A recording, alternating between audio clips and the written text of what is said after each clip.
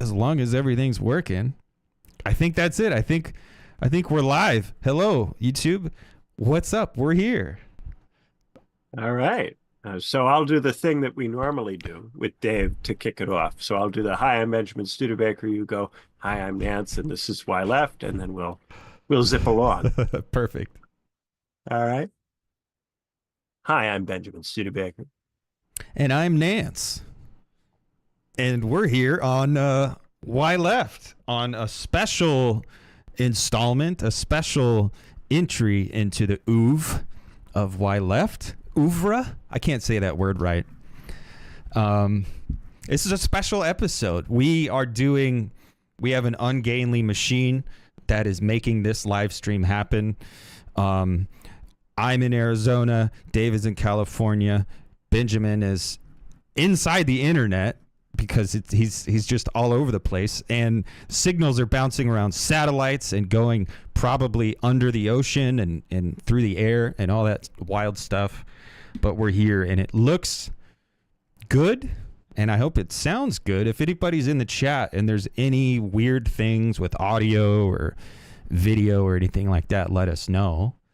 But other than that, I think we're good to go, and I'm glad we're able to make this, Benjamin. This is going to be a special episode.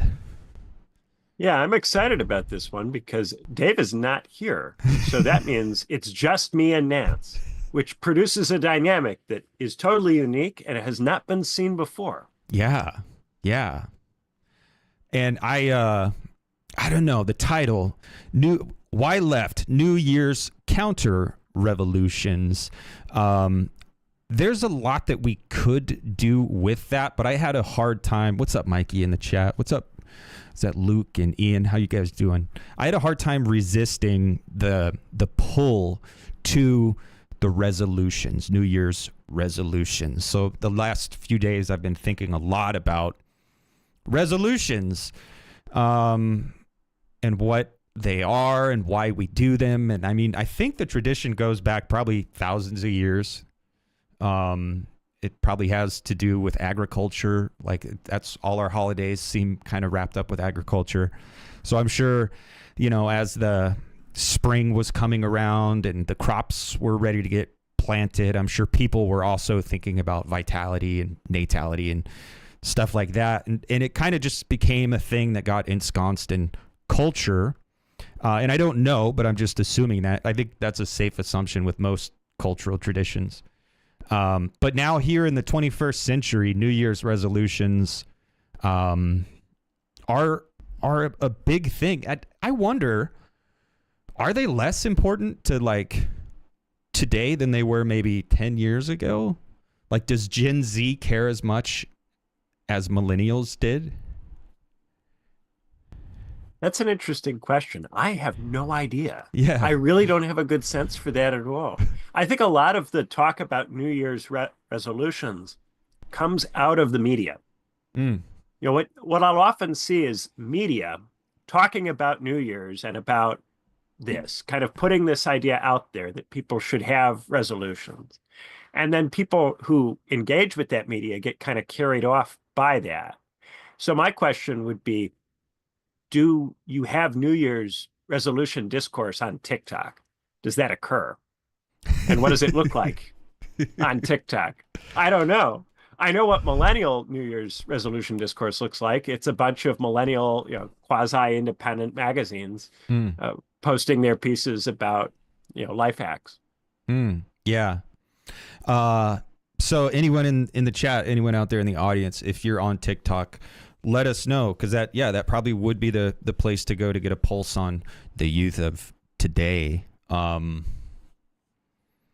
it does seem so like artificial and so commercial, and it's like it always becomes a marketing opportunity for like a lifestyle influencer, or like an ideologue, like someone who's like, this is the answer to all life's problems. All you have to do is follow these 12 simple steps, and then you can be cool like me. But it's not entirely empty. Like there is, I think there's still something to this thing. Like we we are living through the change of the seasons. Like it's kind of undeniable. The days get shorter and then they get longer again. You know, the weather cools down, then it warms up. Like just phenomenologically, the world is changing.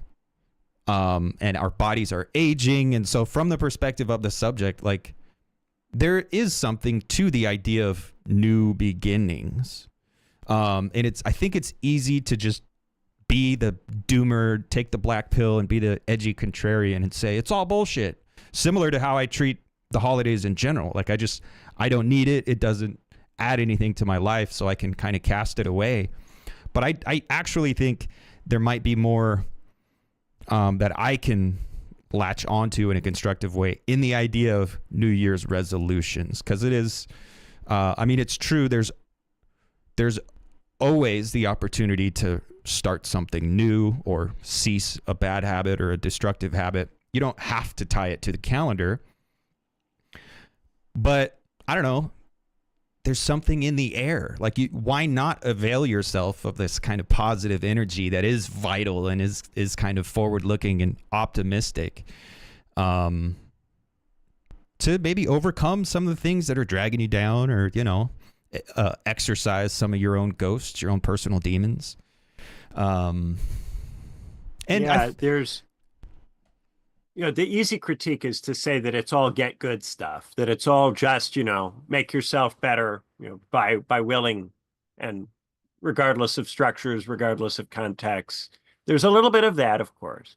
But the other side of it, you know, there's a book I read some years back by Robert Gooden called On Settling, where he discusses, you know, when should you revisit some of the things you've settled on or for in your life? The stuff that you've accepted because you can't work on everything all at once. You have to have certain things that are settled so that there are other areas of life in which you can strive. And these settlings, however, if you never revisit them, can become a cage for you. So you do need to periodically reconsider these things that you've settled on or for. The difficulty is, if you are reconsidering them always at every point, then they're not actually settlings. The function of the settling is to be something which is taken for a given, so that in other areas of life you can strive. So you need to revisit, but you can't be revisiting all the time. And what he suggests is that while there are certain points in the calendar that are in themselves arbitrary, these produce a healthy, reasonable position with regard to the settlings, where they sometimes do get revisited, but not so often that they cease to function as settlings. And the two things that he throws out as dates are birthdays and New Year's, as the two moments where people look at the things that they've not been thinking about, that they have been naturalizing or reifying, and go, does my life really need to be like that? Should things really be that way? And of course, if your context doesn't allow you to change anything, then it's not going to work out. But if you are able to change something, if you are in a position where you can make a decision about where you're going to focus your energy, it's a powerful opportunity to do that. Yeah, and that does address, I think, my biggest, I don't know, problem with the New Year's resolution is that there's this initial impetus. There's the excitement, the energy, and you're excited to do it. But the sustained effort is something people forget about. And in the media and this kind of commercial industry around New Year's resolutions doesn't tarry with the sustained effort at all. It's just, you know, by the time we all fail, we're on to President's Day or Columbus Day, or whatever next bullshit holiday is next. Like, we've moved on. So the sustained effort that it requires to kind of keep up these changes to the structure of your daily life, that's never dealt with. That's never really internalized. And coming at it from a time energy perspective, like no one has the time energy. No one has the resource. Not no one. No one's going too far, but many of us, like you say, we don't have the context to sustain this change. Yeah. And the media outlets can't that incorporate publish it. these stories generally cater to upper middle class or rich people. right? Like the magazines where you would typically see this discussion occur, like the New Yorker, New York Mag, the New York Times. These are quite expensive publications that if you want to, vault the paywall, you have to be in a pretty high class position to do that. So a lot of the stories and pieces are written on the assumption. And I think, 10 years ago, there was this period where a lot of these magazines were not paywalling on the internet. And so there was a lot of access for kind of fallen professionals and workers to just see on their Facebook feed some of this stuff, which otherwise you would have to be paying a subscription to get a print copy of one of these kind of prestige magazines. And so during that period, there was a kind of cultural interplay about this, in which a lot of people who are in difficult situations were kind of confronted with what it is that actual affluent and rich people think about and do, and wanted on some level to imitate this. And so a lot of the millennial media was this attempt to appropriate or get somehow in maybe an independent media or alt media form the discussion or access to the kind of discussion which previously would have occurred, only in stuff like the Atlantic or the Washington Post, right? And now we're back to a stage where all that stuff is paywalled. And I don't know, are Zoomers still interested in trying to have their own version of that? Or do they just treat TikTok as something which is fundamentally different and doesn't need to be anything like legacy media? A lot of millennial media is an attempt to do legacy media, but different. Yeah. Whereas the Zoomer stuff, there's less of an interest in imitation. Yeah. They just don't really care. The millennial media took this structure and tried to legitimate themselves kind of like in a parallel structure. Whereas from my perspective, it seems like the Zoomers don't, like, rather than dealing with this crisis of legitimacy in this way where they're imitating and trying to create dual power structures or like parallel structures, it seems like they're just rejecting it. And it seems like the Zoomers or the youth of today, and I hate doing the generational cohort thing too much. We shouldn't invest too much faith in generational cohorts, but it is also true, and it can tell us something about the thing. Yeah. I think especially if you can explain why the differences occurred. Yes. Yeah. Right? So where is it in the history of capitalism that has produced this difference? Yeah. Right? And I think in the case of the millennials, the focus is more on the recognition. The millennials go and make the independent media and want it to be recognized and treated as like the legacy media, right? Treated as a replacement for the legacy media. Want the internet to overcome the legacy media and then to play the role which the legacy media played of adjudicating the culture, right? The Zoomers, I think, are in a somewhat different position where they're really focused in a much more pragmatic way on just, can this make me money so that I can retire and get the hell out of the workforce, right? Can I just get through life? Because this aspiration to be able to change the society through, becoming a new establishment has been lost. And it's been lost because of the manifest failures of the millennials in that endeavor. Right. So it looks like a stupid thing to do. What did all those millennials who started all those magazines, what are they doing with their lives now? What is the condition of all of that media? Does it look like it's honorable? Is it adjudicating the culture? Does it have control over what's going? No, none of that actually happened. And so instead, what we've got is a bunch of these media operations that are now just desperately trying to stay alive and having to become more pragmatic in a bid to stay alive, which conflicts with their own impulses, what it is that the people who founded them hope to do. They hope to establish millennial Atlantic, but, without the bad ideology of the original Atlantic. Instead, their market share is now contracting and they're struggling to stay alive. And meanwhile, the Atlantic is still in the culture and still dominant, but behind these paywalls. It still has its fortress of solitude for the over 50s and over 60s who still, engage with it. I think that is the material explanation for why there is this generational distinction. There has been a running down of expectations as the millennials have failed repeatedly over and over in various ways. And now the Zoomers just don't expect as much out of life and are just looking at, what's a strategy that works. They don't expect as much. They've internalized at least at some level, the churn. And like that is what media is. That is what capital does. That is the commodity. That's the message of the medium.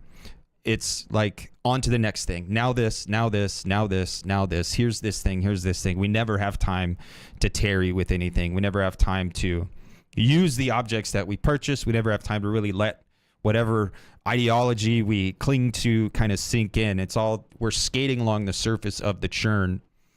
Yeah, and for us, we're like, hey, wait a minute. If we get stuck in this, then we won't actually be able to replace the legacy institutions that we're looking to replace, because we'll be stuck in this thing which will embed us in a bunch of garbage. We'll never actually succeed in replacing the legacy institutions. What we'll do is we'll weaken them and potentially gut them and destroy them without replacing them, which will then produce this gap in terms of who's adjudicating the culture and telling people what to do. And as millennials, we on some level feel that someone has to do that. I wonder, because there's a part of me that like is horrified, because we are just kind of in this morass of like, I call it like this just kaleidoscopic postmodern cacophony of like just feces and ejaculate. And it's like a Jackson Pollock of bullshit. And that's terrifying at some level, but it's also true that it is liberating. And it, like, with these structures gone, it leaves open room for people with the means and access to the resources to create new structures. So it's a type of freedom as well. And I don't really know, is it a good thing? Is it a bad thing? I guess is what I'm trying to ask. And I think you catch me on one day and I'd say it's good. You catch me on the other, I'd say it's bad. I think it depends on what kind of institution you're thinking about.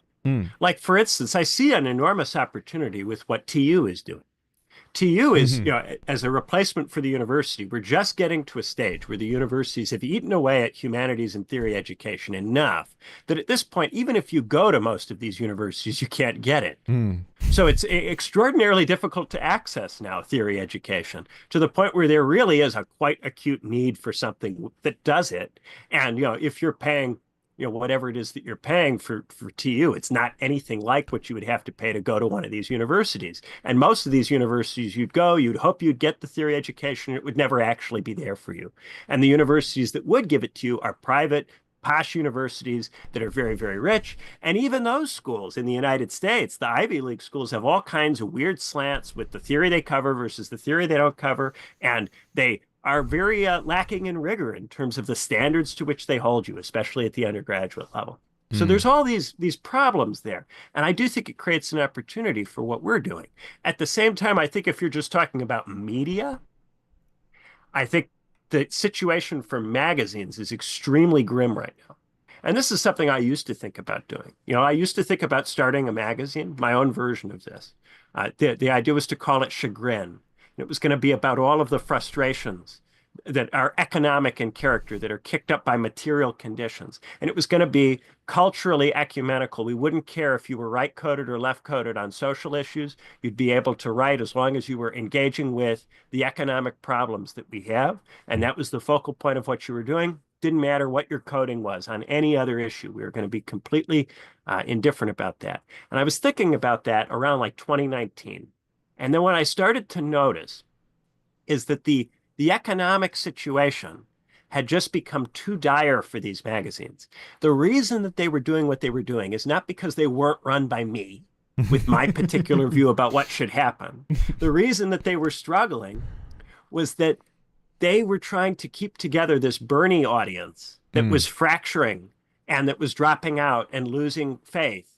Especially after 2020, this became really, really obvious that this audience is it's going away to a very significant degree. At the very least, it's going to become much smaller. It's going to become very different in character. And so this was producing this desperate attempt on the part of these guys to stay relevant and stay at the center of things and attract outside money from wealthy donors to try to support something which was increasingly more like an art project than a viable economic model. And that to me said, no, this is a dead end. I can't be doing that with my life.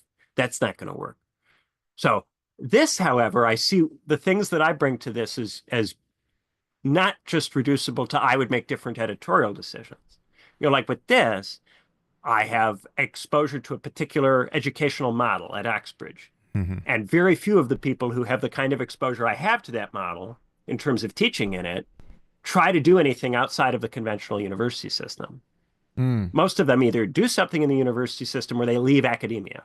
They don't try to do anything kind of para-academic, often in part because of a kind of status fixation, or Hmm. because at previous points the technological, setup wasn't there, or because as academics they have developed a set of skills in terms of communicating with other academics, which are actually impediments for them if they try to do something that's more public facing. So they Yeah. don't have the option. So in this case, I think there's something more distinctive that I can bring to the thing.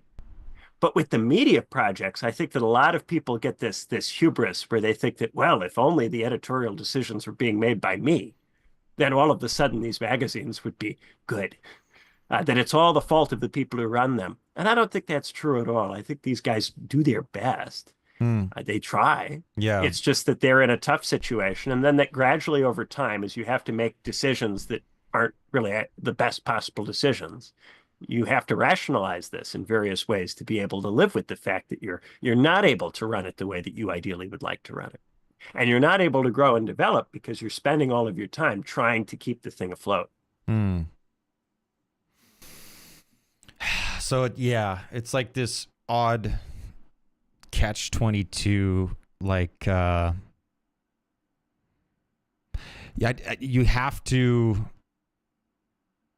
either do the thing and kind of settle for the thing as it is, or you have to try to do something different and like entirely different, like maybe not entirely different. We're still kind of using models and best practices and structures and stuff, but it has a different telos and it has a different mission. So we're not just trying to reinvent the wheel, and we're not trying to do that in this parallel legitimated structure. Like we kind of are doing a different thing. And we, of course, here, that's kind of theory underground. I think that's really what I cling to when I do start to think about like the media and the academy and like all these failing structures in the world. I do go back to, well, Theory Underground's doing it, and there are other people that are working on exciting new projects as well. And obviously, I do think Theory Underground is a singular thing, and we have the magic sauce, whereas other places don't. But yeah, I think it requires pioneers, people with a pioneering spirit. Like we are Lewis and Clark rediscovering the world, and we might be like physically and maybe even historically kind of treading old ground. It's changed. The world is different. Possibilities are different. Who and what we are as subjects is different. So it's like it's a new thing that we're out here discovering and doing. But then there's a guy inside my head who pipes up and says, that's just bullshit, right? Like, like we already lost the war. And then I get locked in this downward spiral struggle with that guy who's in my head. And I like to listen to him. Sometimes he's got good advice on certain things, but ultimately, like, I think he has internalized kind of neoliberalism, and he has internalized the churn, and he just wants to sit around and eat ice cream because he's tired of like fighting and trying to walk up this hill. So he just wants to be Sisyphus. He wants to smile, and I don't think we should be concerned with smiling right now. I think we should be concerned with continuing to struggle up the hill.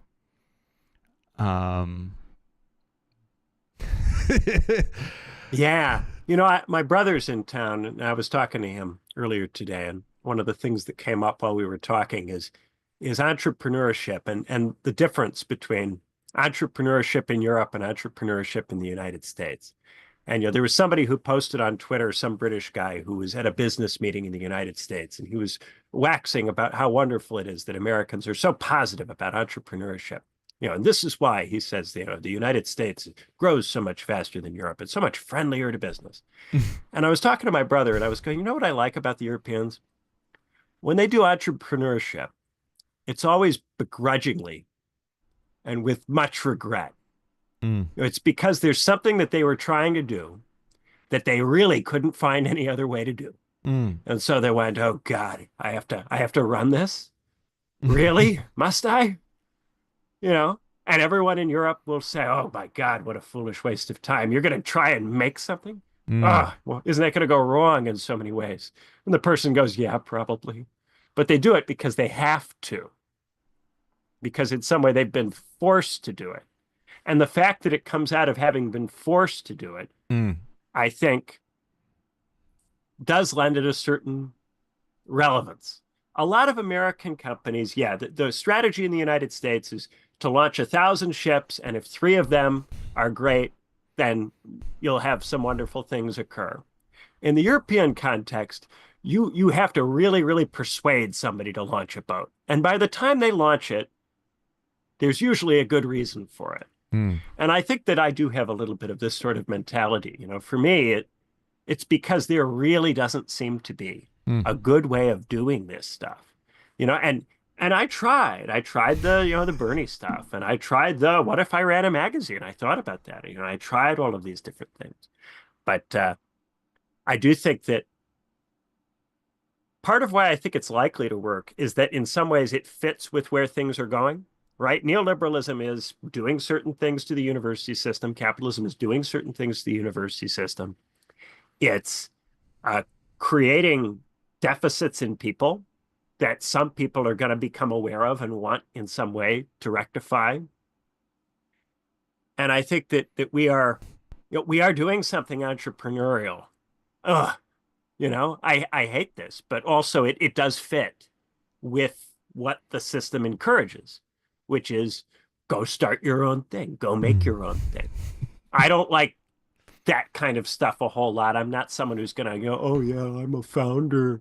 I'm making a business. I don't go in for all of that. That to me always sounds like hokey American ideology. But I do have this like European side of me that will go, okay, well, if we must. And I trust that feeling. The if we must, if I really can't see a different way, and if this is the only thing I can think of to try.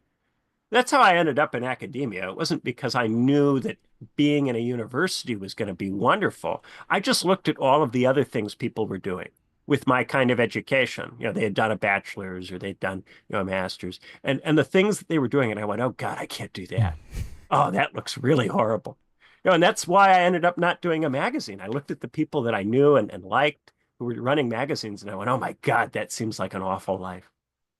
Oh my God, that person was suffering so much.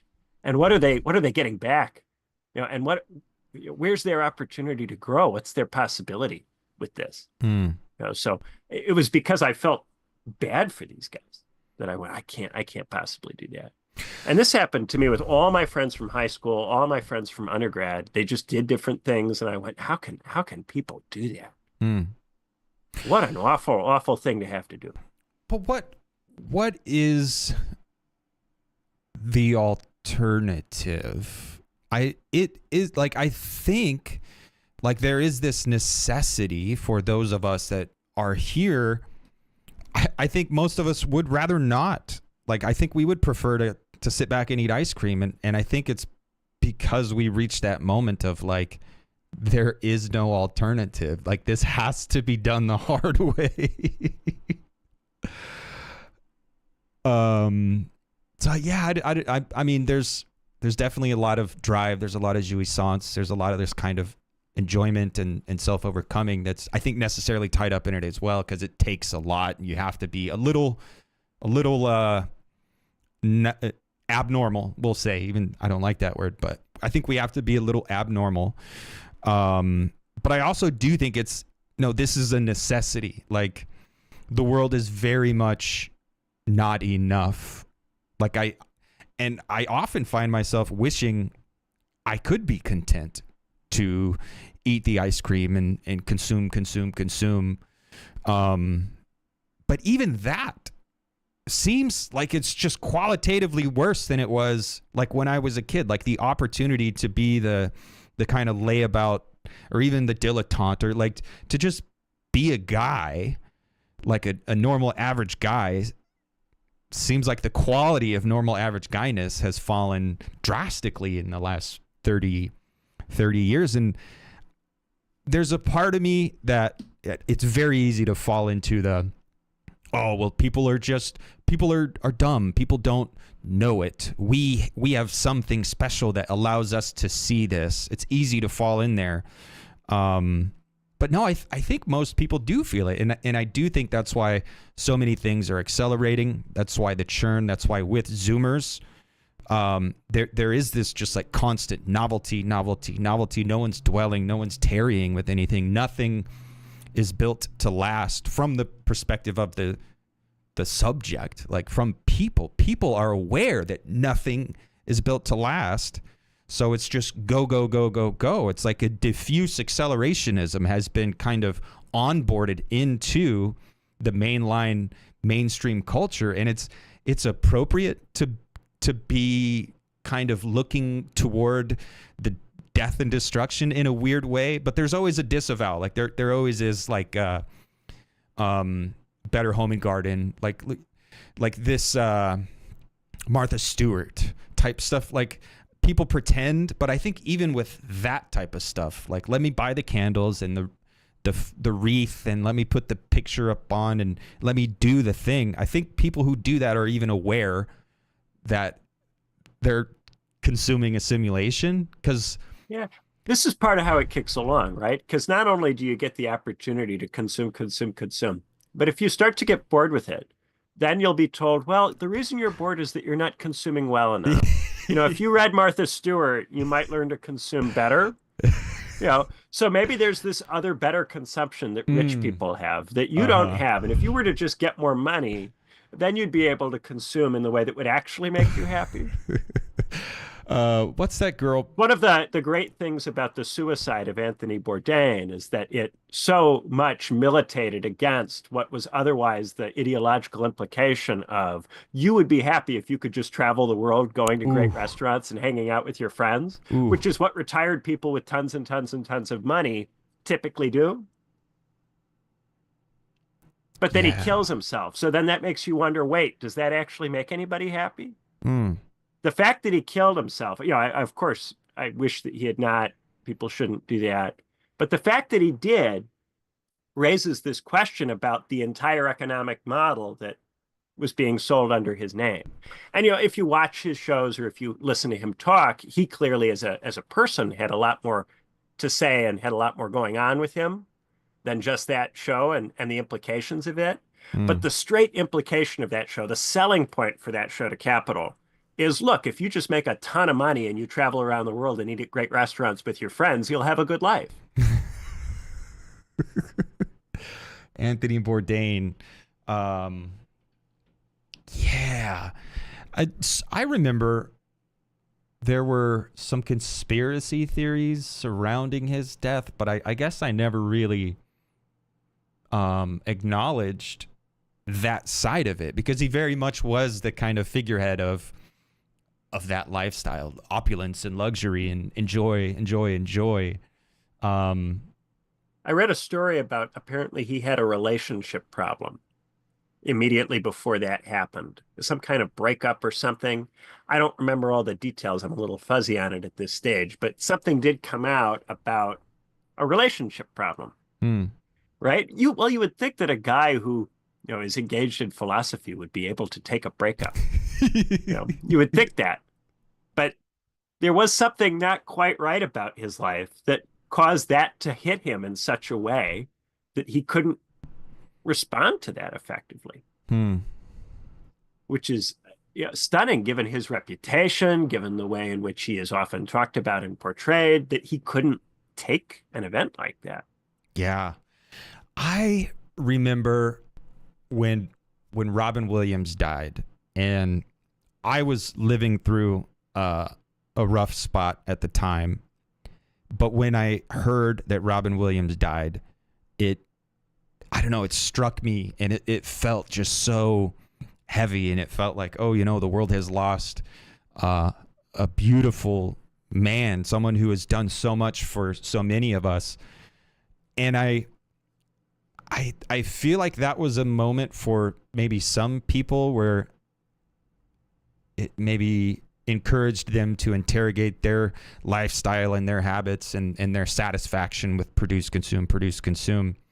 Because there was a lot of talk about his suicide. There was a lot of talk about, like, oh, such a bright star.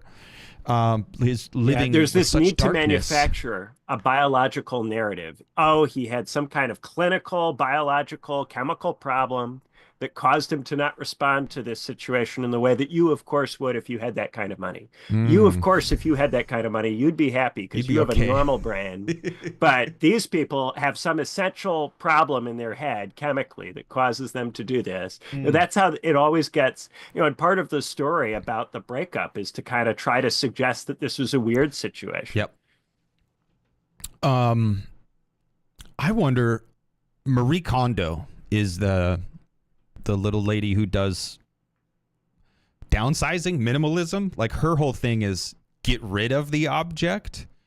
You don't need as many commodities, but you can't afford a house anyway, so you might as well like what you can buy.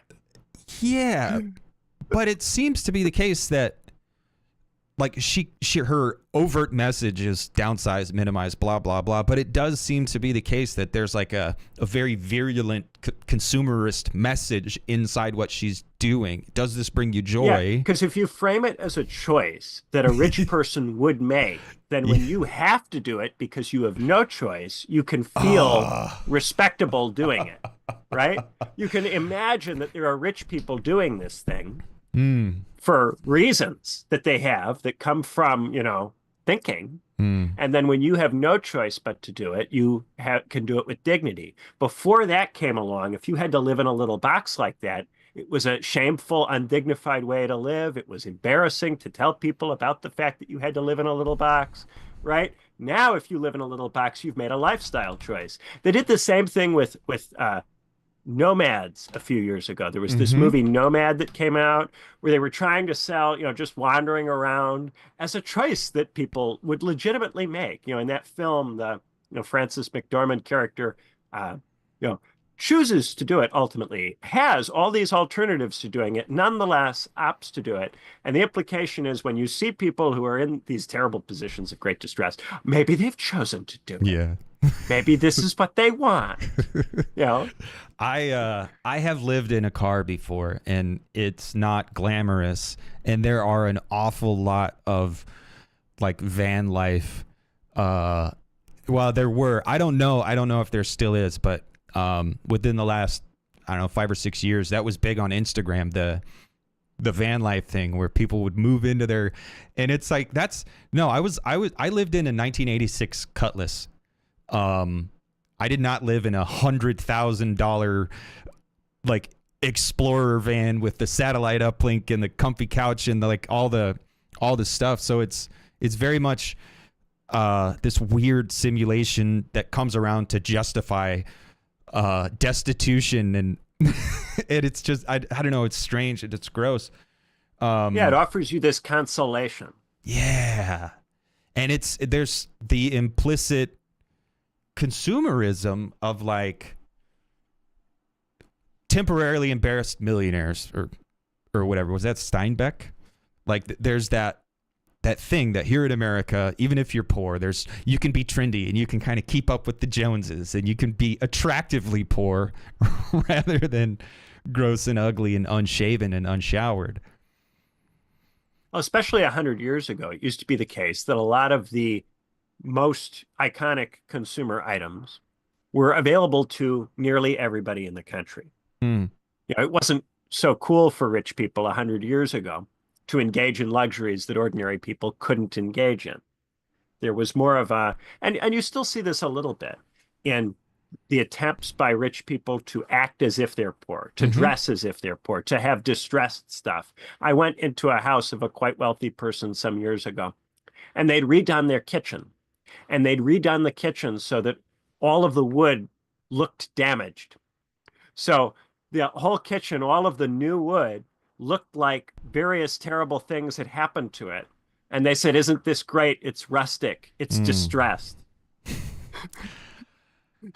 I wonder if like the jeans that you can buy, the jeans and the t-shirts that are distressed and like it, I wonder when that started, because I know, I mean, even in the 90s, there were people who went out of their way to kind of simulate this type of poverty or destitution or whatever. The wearing of blue jeans by white collar people would be an early iteration of it. The like the jet set billionaire who wears the t-shirt and the jeans and the boat shoes or whatever. It's odd that with New Year's resolutions, there's this kind of like everyman desire to elevate themselves to the status of the people with enough time, energy, and enough free resources to continue the sustained effort to make the life changes. Like that's an aspirational thing. And from the top, there's this aspiration to be just like everybody else. And so they distress their kitchens and they downsize and they wear the ripped jeans and the I think especially the new rich. Yes. The new rich think there's nothing good about being rich, right? I mean, they like the money and they like what the money can do, but they don't think that their children benefit from being brought up rich.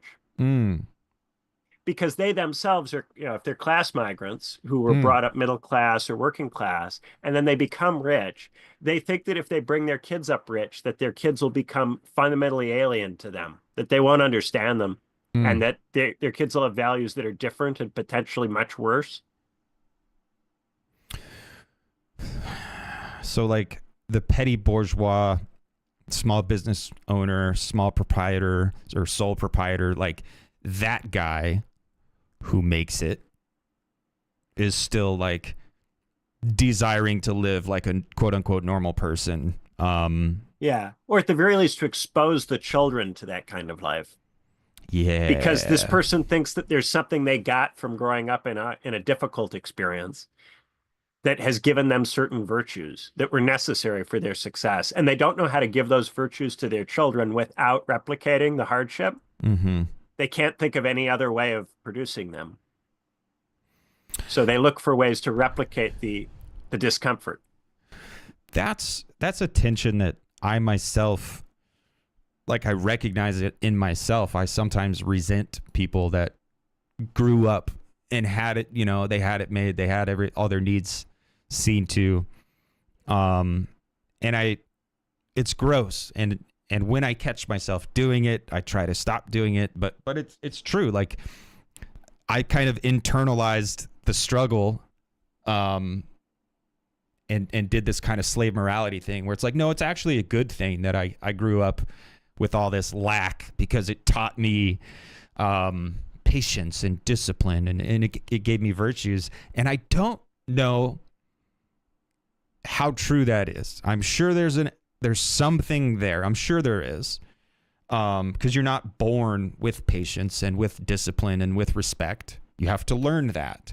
But also like that's probably not the best way to learn these things is having to go without. There's probably a better way to learn it. And it probably does include having like all your needs seen to and a level of relative comfort. Right. The fact that you sometimes meet people who grew up in more comfortable situations who seem to have some of these same virtues and capacities, right, implies that that's not the only way. Yeah. But it's easy. It's easy to do that thing. And it is like a ressentiment. And it is this thing where rather than just accept the lack or whatever, you know, it's like, no, I'm going to turn it around and I'm going to turn it on its head. And it's actually a good thing. Yeah, it's a way of making sense of something that happened to you. Yeah. Too.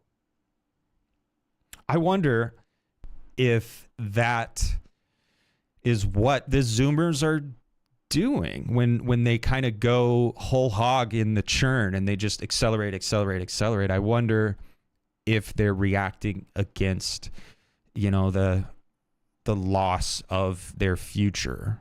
Yeah, I mean, we tell them all the time that they are losing all of these precious things. That we have failed to defend them, and we've failed to replicate them, and now they're not getting these things, and they're having this blighted, barbarized existence. We say this to them all the time as millennials, right? Mm-hmm. And they reach a stage where they're like, "Shut up, we're fine, Yeah. leave us alone." 30s people, we're okay. And I understand that. I don't think it's right, but I understand it.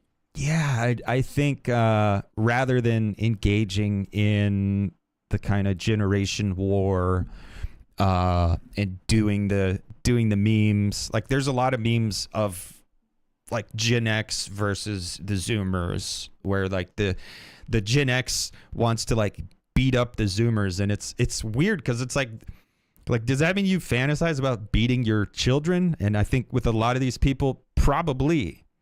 Yeah, there was always boomers versus millennials, right? Yes. And the thing about the boomers and the millennials is that they were both about recoding everything and changing what everything means so that it could be judged in view of different criteria. But the criteria were different in both cases. So it's the similarities of those generations that causes them to butt heads to the degree that they do. Something similar, I think, is occurring with Gen X and with the Zoomers, in that both Gen X and the Zoomers are much more anti-institutional, but take this in quite radically different directions, right? The Zoomer is lean into the digital and just find a way to make it work for you. If that involves being an e-girl, if it involves being an influencer, whatever it involves, the Zoomer goes, just do it and then get the money and then retire young, right? The Xer goes, go outside and touch grass and go to the mall. And it's a very different kind of anti-institutional. So the Gen Xers, they're into nature. The Gen Xers are into nature in a way that the Zoomers are not. And I think they like need a power thing. I think millennials, and look, I am a millennial, so I'm always going to do the, what's the best generation? But like, I do think we experienced the downfall. Like, I think the Gen Xers experienced the peak of progress, of the future, of the 20th century. But by the time millennials were really kind of coming into our own and developing our subjectivity and our abstract thinking, like, I think we were on the downslope economically and like historically. Now, it wasn't explicit, and we were still very much pretending that we were progressing up into the early 2000s. Like the black pill post-irony thing didn't really become mainstream until it hit the Zoomers. But like, that's the way language and culture evolves. Like, by the time things are mainstream, they've been implicit and they've been in the culture for 20 years or whatever. This is the millennial whiplash, right? The millennial whiplash is being a kid in the 90s and getting the ridiculous, in between the Cold War and 9/11, the future is going to be amazing. Yeah. Retrofuturism round 2 90s. Yeah. Right? Getting that, and then 9/11 and 2008 and COVID and all of this stuff after Y2K. That is just such a whiplash in terms of expectations that it produces enormous, thick discontent that never goes away. Never goes away. But I feel like, and I think actually, like the end of the Cold War and then Columbine is my marker. Like 9/11, that was big, but I think Columbine says more about America than I think 9/11 says more about the world. You're older than me, so you were more cognizant. I was in to Columbine. This is part of the thing about younger millennials. So because we were kids in the 90s, we have not just the 90s, but like a sanitized child nostalgia 90s. So all of the stuff that was bad about the 90s is not there. All of that stuff is not actually part of it. I watched Rodney King live on TV. Like Rodney King is not there for young millennials. Rodney King is just, we're like little, and it's fine. None of that is OJ Simpson. Yep. None of that stuff. That stuff isn't in our 90s. Our 90s is just like being 5 and running around. Ninja And it's Turtles just a good and time. ice cream And trucks. people telling you can be everything and it's going to be great. I think that's actually interesting. And that's something I hadn't thought about before. Like I always just kind of assumed, oh, everyone in their 30s has a similar experience to me. But there was a lot of change in the 90s. There was a lot of diversity in the 90s. There was Rodney King, but there was also skateboarding and the X Games and the Ninja Turtles and like all these amazing things. Yeah, I tend to focus on this because when people say millennial, they usually mean 80s baby. Yeah. And there is a little bit of a difference if you're just born like 5 years later. There's a little bit of a difference. I think there's a huge difference. Yeah. But I do think, so I think in a way, like the Gen Xers being anti-institutional, being, I think maybe uprooted in a way because there was this idea that they were going to benefit from the end of history. Like they were benefiting from all the progress and things were just getting better and better and better and better and better. And then with the millennials, like the explicit message was the same, progress and everything is good. We won the Cold War. Everything is going to be awesome. Like that was still the mainstream message. But I already think there was this like cultural rot that was like taking root by the time we were getting it. And the Zoomers are also uprooted and also like living in this world where nothing is real and nothing matters. The Gen Xers, that was true for them because progress was unstoppable. The Zoomers, that's true for them because, well, history ended. We lost the war. We're all dead. It doesn't matter. We're nothing but commodities. Like that's the implicit cultural zeitgeist.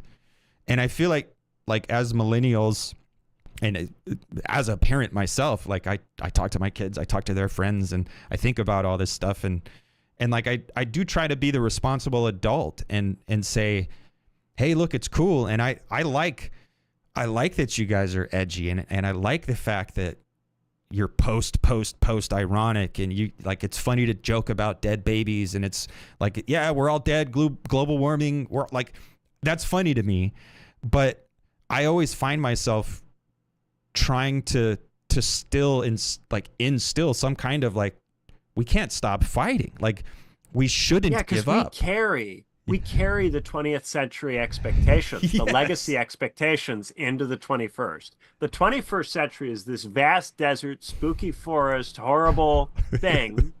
And we're still like loaded up with the history of the 20th century and our parents and grandparents and the version of reality that they thought that we lived in. And we know that it's not that reality, but we're loaded up with the thought that it should be, of course, because when we were kids, that's literally what everybody who was an adult believed. So there is this very acute sense of they stole something. Something has been stolen from us. But the authentic 21st century people don't have this sense because they don't know what was taken.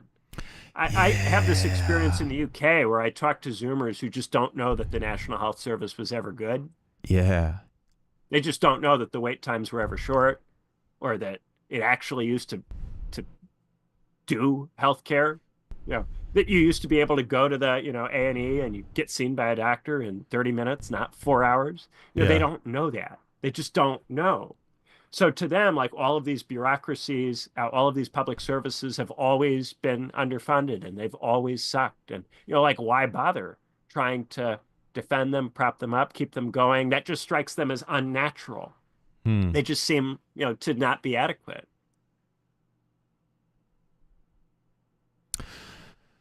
I wonder,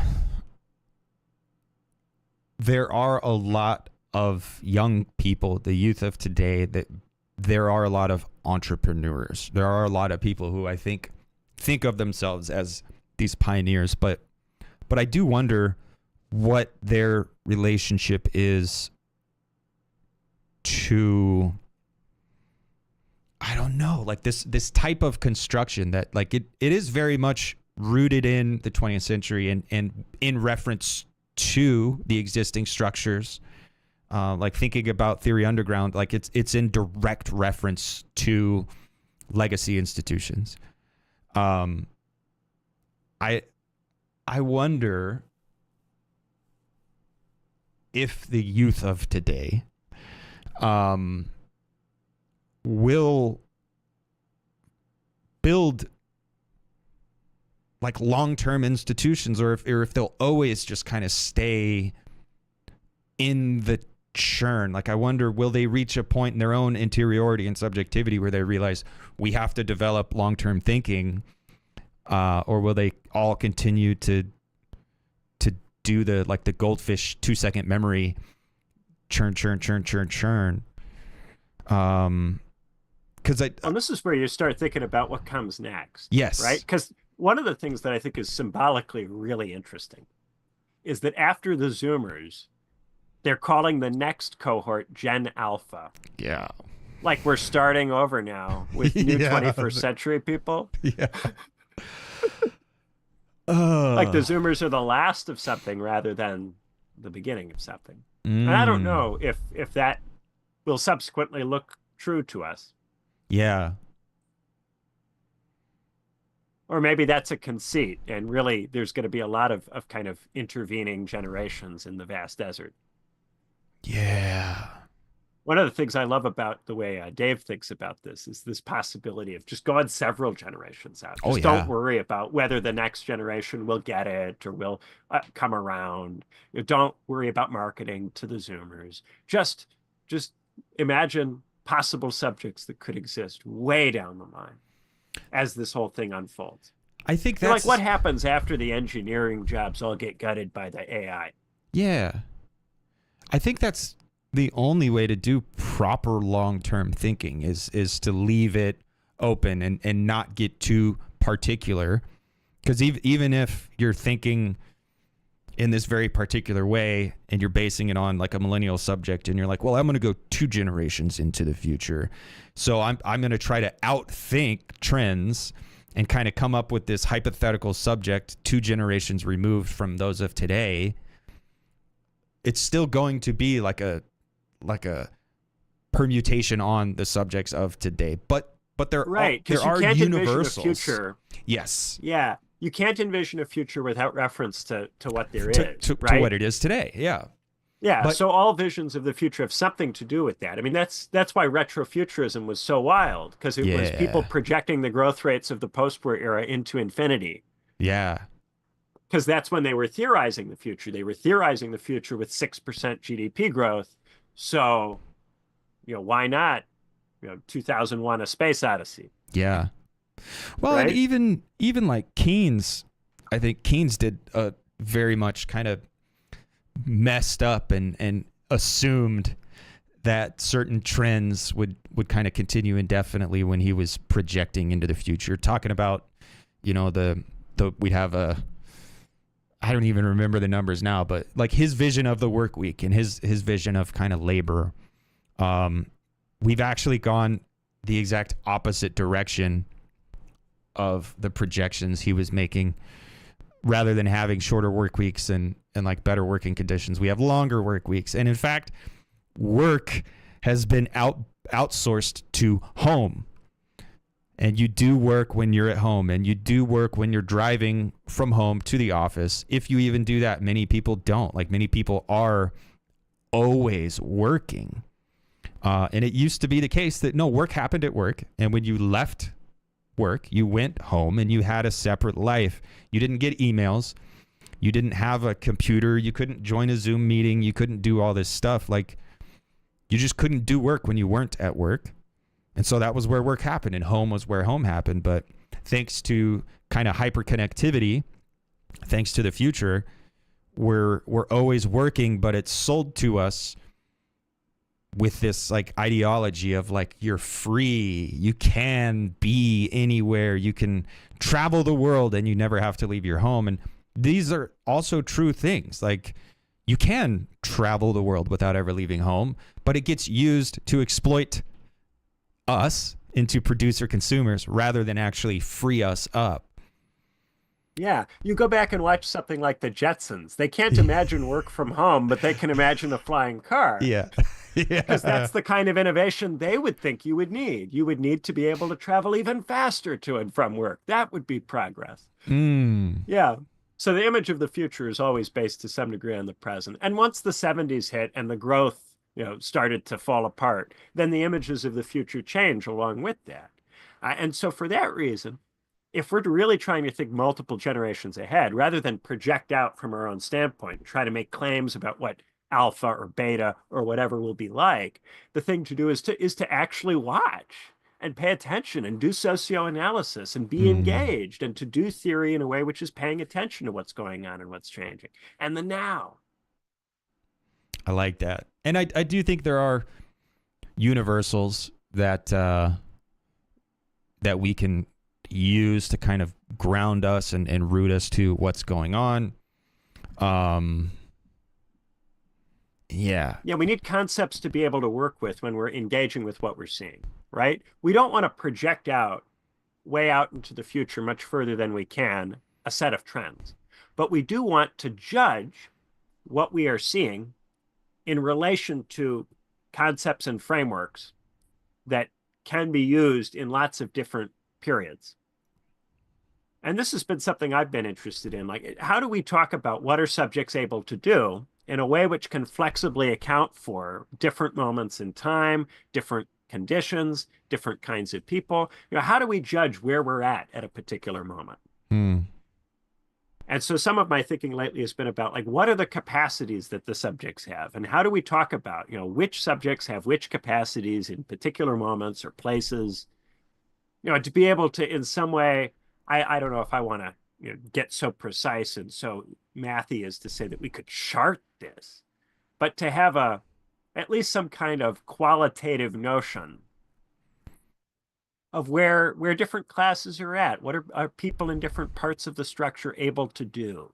Mm. Because if you don't know what people are able to do, then you ask them to do things they can't do all the time. And that's what we did. Mm-hmm. We, as millennials, asked people to do a bunch of stuff that they weren't able to do. And then we got mad at them when they couldn't do it. And then we got so mad at them, we forgot about what it was we were trying to do, and we just focused on being mad all the time. Mm. I think we got all in our feelings and we lost what we were doing. The question of what can we do? I think today, what we're doing here is, like Dave and I talked a little bit because he's on vacation, so we're trying not to do too much talking about this, but we did talk a little bit about the fact that we're streaming. You and I are on a Zoom call. I am streaming from my house with my setup on the Theory Underground main channel. So I'm linked into Dave's setup from my setup. We're doing all this weird stuff. I'm doing an OBS, and it on the surface, it's really not maybe super spectacular because people have it looks like a Theory Underground stream, but it's much more complicated than the other ones. But it would be very easy to just say, oh, well, Dave's not going to be at his computer, so we can't. And in 2 days, we're going to do another IMSTU. And similarly, we're going to be streaming that from my setup, and it's going to go blast off. We could have just said, oh, well, we can't do it because Dave's not going to be tied to his desktop, and we're not going to be able to do it, so we'll have to postpone everything. But rather than that, we were like, well, let's think about it. We actually can use the tools that we have available to us to do this kind of thing. So on the surface, it might appear kind of lackluster. Oh, this is just another Why Left episode. But it is also an accomplishment on our end. We just learned a new thing that we can do with reference to Theory Underground and Why Left and kind of the media arm of Theory Underground. And that's a lesson that we learned. It opens up new possibilities and kind of frees us up. And we have a lot of these moments at Theory Underground. Now, again, it can be a little silly. These are just live streams and podcast episodes and YouTube videos. So it's not these great, meaningful possibilities.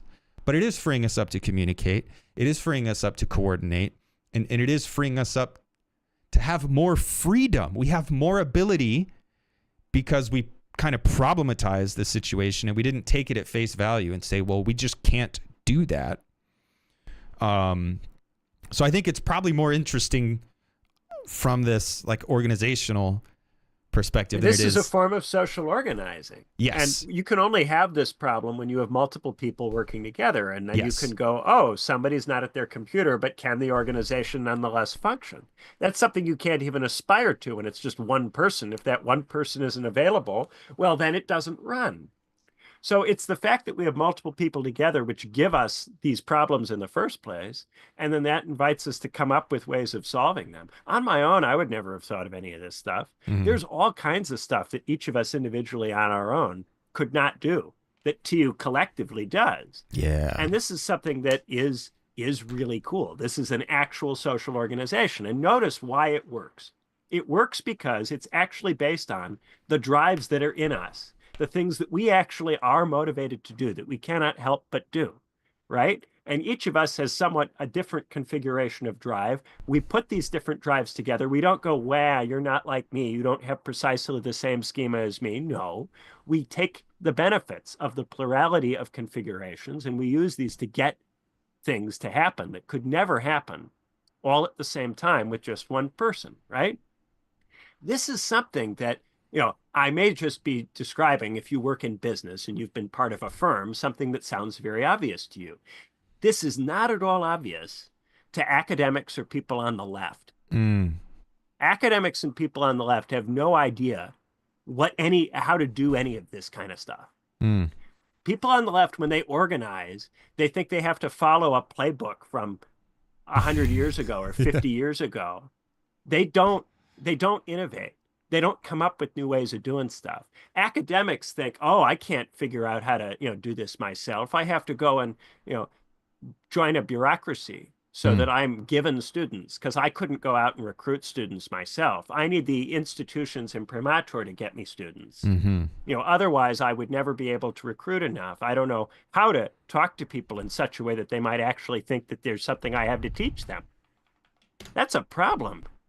If you're an academic, if you're a teacher, if you're a theorist, and you can't talk in such a way that people think you have something to teach them, and you need an institution to shuffle students to you, because otherwise you wouldn't be able to get any. I mean, the way it used to be, getting students was, akin to getting people to want to be your friend or getting people to want to date you. It meant you had to conduct yourself in such a way that people went, that person has seen something cool or interesting. That person has something. I want to get what that person has. I want to be in proximity and learn from that person, which requires that you conduct yourself in such a way that people feel that way. The university system insulates people from the need to behave in such a way that people actually gravitate toward them. It allows people to not develop any kind of charisma. So there not are... to say that all academics don't have any, but it's not so encouraged. And the kind of charisma that works in the academic conference is very different from what I'm talking about. Yeah. Well, it becomes permission to... It becomes permission to never kind of critique self and like, what can I do? And you just kind of take everything for granted and take everything at face value and do the rote kind of behavioral, algorithmic, mathematic. I'm going to do the thing that everyone else before me has done and that I am supposed to do and this and that. But being able to take a step back from that and be critical of your own actions and your own potentials and noticing the gap between your level of activity and your level of potential. And I think it's like it starts there. So it does kind of start with this internal critique or reflexivity. And only after we've been through that can we kind of turn the gaze outward. Yeah, and this comes from the fact that we're theorists organizing theory. Whereas most of the time what the left does is it goes, okay, we're theorists, let's go try to organize the workers who are not us. Yeah. Let's go try to organize somebody else. So we'll go study other people, like we're anthropologists and we're, trying to to figure out what's going on in the mysterious subaltern worker subject, right? And then we'll do something that's for them, right? This kills your motivation because you're not actually activating the drives that you actually have when you are anthropologizing about an other and then trying to in some way make your behavior or conduct fit with this other. That's not the way people did socialist organizing in the 19th century. There was worker activity that was going on that they could interface with. It was always already going on. They didn't have to go and generate it. They didn't have to go and conduct themselves in such a way that they inspired in the worker a desire to do the things. They didn't have to do that. The worker wanted to do things and would look to the intellectual to help them think about what to do. It came from the worker, which is why if there's a point at which what we're doing will be able to be used by workers, it will be because workers will see what we're doing. They will, for their reasons, be doing things, and they'll go, this can help us. Right? And if we pay attention to what they're doing and we talk in public in such a way that they can hear us, then perhaps we'll learn some things over time about what it is that they're up to. But it won't be because we're spending all of our time going, how do we get the workers to do X? How do we get the workers to do Y? And the left has become so obsessed with how do I get the other to do the thing that the other's supposed to do? Well, dude, like if you're in a historical moment where the workers aren't organizing, but you feel motivated, maybe you should do something with that motivation that actually, improves your situation and the situation of other people in a position like yours. That's all we ask the workers to do, is to organize on the basis of their interests. So why are you out there moralizing like a goddamn anarchist about it? Organize on the basis of your own goddamn interests. Jeez. Well, that is how like with New Year's resolutions and political revolutions, like that's how these things come to stand in their own way. Like people find the easy way out because they have a lack of access to resources or lack of freed up resources to do the thing or to continue doing the thing to maintain a sustained effort. And they become counter revolutions or counter resolutions. Like if my goal is to hypothetically stop drinking, but I'm always thinking about drinking and I'm never like critical or reflexive in this way, and I'm thinking about how can I change my life and design a daily life where I don't feel tempted to drink. I'm just constantly thinking, I got to stop drinking. I got to stop drinking. I'm not going to stop drinking. I'm going to drink. I might quit for a month and then hit the bottle hard again. And the same thing. You're just going to be mad at yourself for wanting to drink. And there you over go. time, as you get madder and madder and madder at yourself, you start to repress and bully yourself. And this inspires a revolution by yourself against this treatment, which takes the form of the drinking. The drinking is, hey, man, you're treating me like shit. Yep. I'm not going to stand for it. You're going to keep telling me not to drink. That's precisely what I'm going to do. I'll show right? you. Well, yeah, and it does seem to be the case. You become the man that has to be shown up. Yeah. It does seem to be the case that a lot of that same operation happened at the level of the left and political organizing. The left, quote unquote, as such, became angry at the worker, and the worker said, if you're going to call me a deplorable and you're going to call me a bad person and you're going to say this and that about me, I'm just going to be this and that because you're claiming it about me anyway. And then they become this kind of impediment to, and that kind of like reifies this weird split that the left, quote unquote, created in the first place. Because rather than being reflexive and kind of self-critical, they were standing back and they maintained this divide. We are the intelligentsia. They are the subaltern. They are the dumbass workers, and we are the smart people. We're going to tell them what to do. And so like that natural split became reified over time. And the people that the left, quote unquote, should be working with seem to be the ones that they're criticizing and demonizing today. Yeah. The intelligentsia, the professionals think that the language that they use has all of these magical effects, that if they distribute certain terms or ways of talking all the time, that it will get into the culture and have certain effects. But they never think that their own constant invocations of race and sex as explanations for why people don't behave could have such an effect. if you think that the words have this power to change the way people ontologize everything in front of them, then if every time somebody doesn't immediately agree with you, you accuse them of being a bigot in various ways, you're injecting this way of thinking continuously into the culture at every point. Yeah.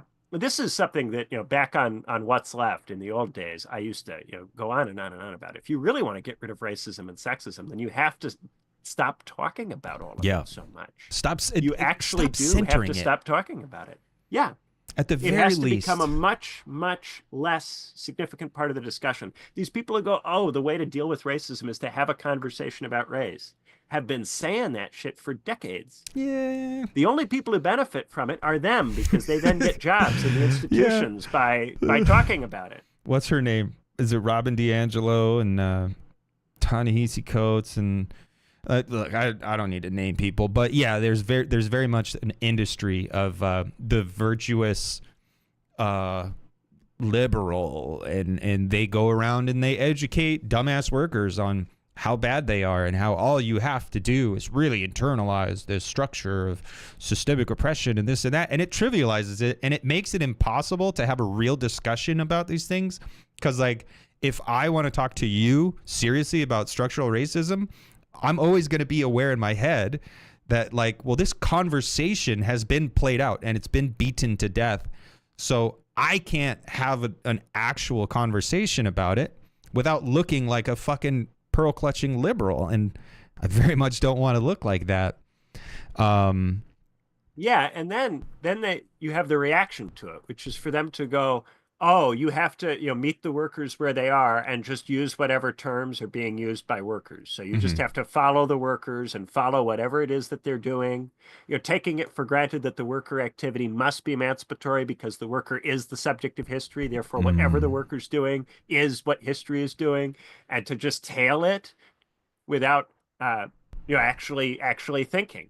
And that becomes also totally thought terminating. And neither of these approaches actually facilitates theory, because they both operate from the premise that you always already know. Either you always already know what needs to happen, or the worker does, right? Either it's you and you can tell the worker what to do, or the worker knows and you just have to follow the worker around.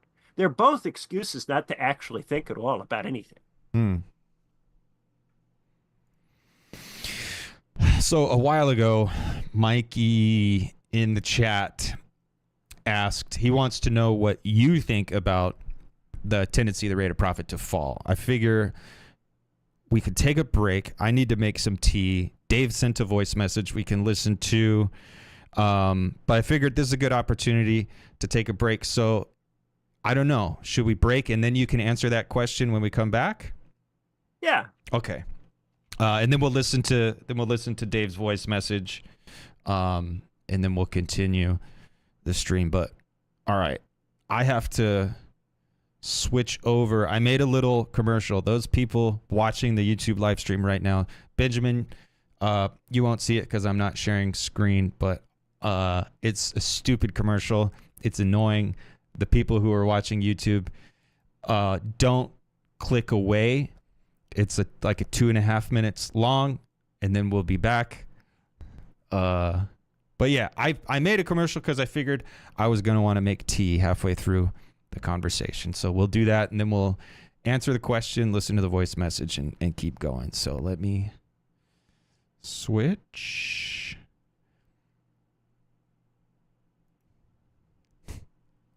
Hey, how are you? What are you up to? Welcome to Theory Underground on YouTube. You're watching a YouTube video. I'm one of the guys in the video, or maybe you're watching one that I'm not in, but I'm one of the guys that's in one of the many, many, many videos that have gone out on this YouTube channel, the Theory Underground YouTube channel. And what's crazy is, as you can see, I'm here inside the computer, and I can actually see through the little camera at the top of your phone, or if you're on an actual computer, I can see you through the webcam. Or if you don't have a webcam, I can actually see you through the screen itself, because here at Theory Underground, we do black magic, and we have figured out how to see you from the other side of all this crazy stuff that you see right now. So anyway, what's up? Are you liking the video? Are you liking this podcast episode or this exegetical reading or this lecture? I hope you are. Now, there was a point in time when you didn't know about this YouTube channel, and somehow you discovered it. Now, how do you think you discovered it? Well, it's probably because someone else at some previous point in time hit the thumbs up button, or maybe commented on the video, or maybe even shared it to somebody. And that trained the algorithm that the things that happen on this YouTube channel are pretty cool, and they're actually kind of worth sharing to people and promoting and putting in front of people's eyeballs. And it has been the case that, slow and steady, more and more and more people have been discovering the Theory Underground YouTube channel. So do not only your past self a favor, but do the next guy, the guy who isn't here yet, but who will be here soon. Do them a favor and like this video. Give it the thumbs up. You can even give it a thumbs down. That still tells the algorithm that there's something going on, but we would prefer a thumbs up.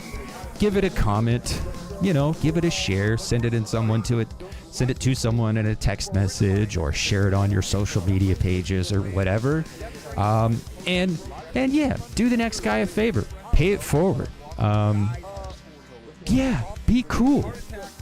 Merry Christmas, Happy New Year, all that good stuff. Anyway, we'll return to your regularly scheduled programming shortly.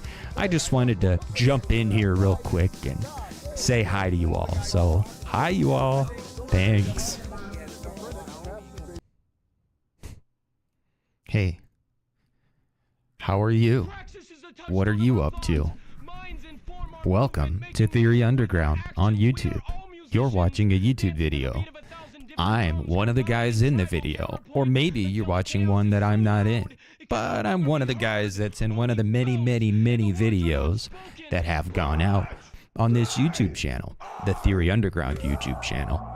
And what's crazy is, as you can see, I'm here inside the computer, and I can actually see through the little camera at the top of your phone, or if you're on an actual computer, I can see you through the webcam. Or if you don't have a webcam, I can actually see you through the screen itself, because here at Theory Underground, we do black magic, and we have figured out how to see you.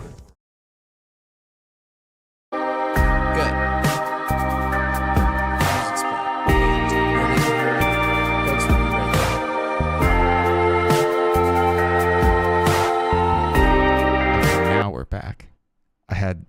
Audio was messed up. Now we're actually back. Hey YouTube, we're back. Now I need to find the YouTube live chat, and also we'll do this. We'll listen to this voice message from Dave real quick. And then we'll, I don't know. Then we'll get into whatever we get into. So let me know if you can hear this, Benjamin. Yo, it's surreal to hear you guys on Why I Left without me, but I'm really enjoying it. I've probably caught the first half hour. I won't be able to listen after this point because we're going on a car ride to a place that is out of service and stuff like that. So I just wanted to say I really like your emphasis on, Nance, your emphasis on sustained effort here, because that impetus that we get approaching the new year is something really special, and it's like almost everybody feels it. But then I think where you are situated in the relations of production is going to say a lot about how much of that impetus leads to an actual better new year versus extreme burnout. And I guess that's the main thing I'm thinking about, is how if you really don't have time energy because you actually have to do labor, that's different than not having time energy because you have an office job.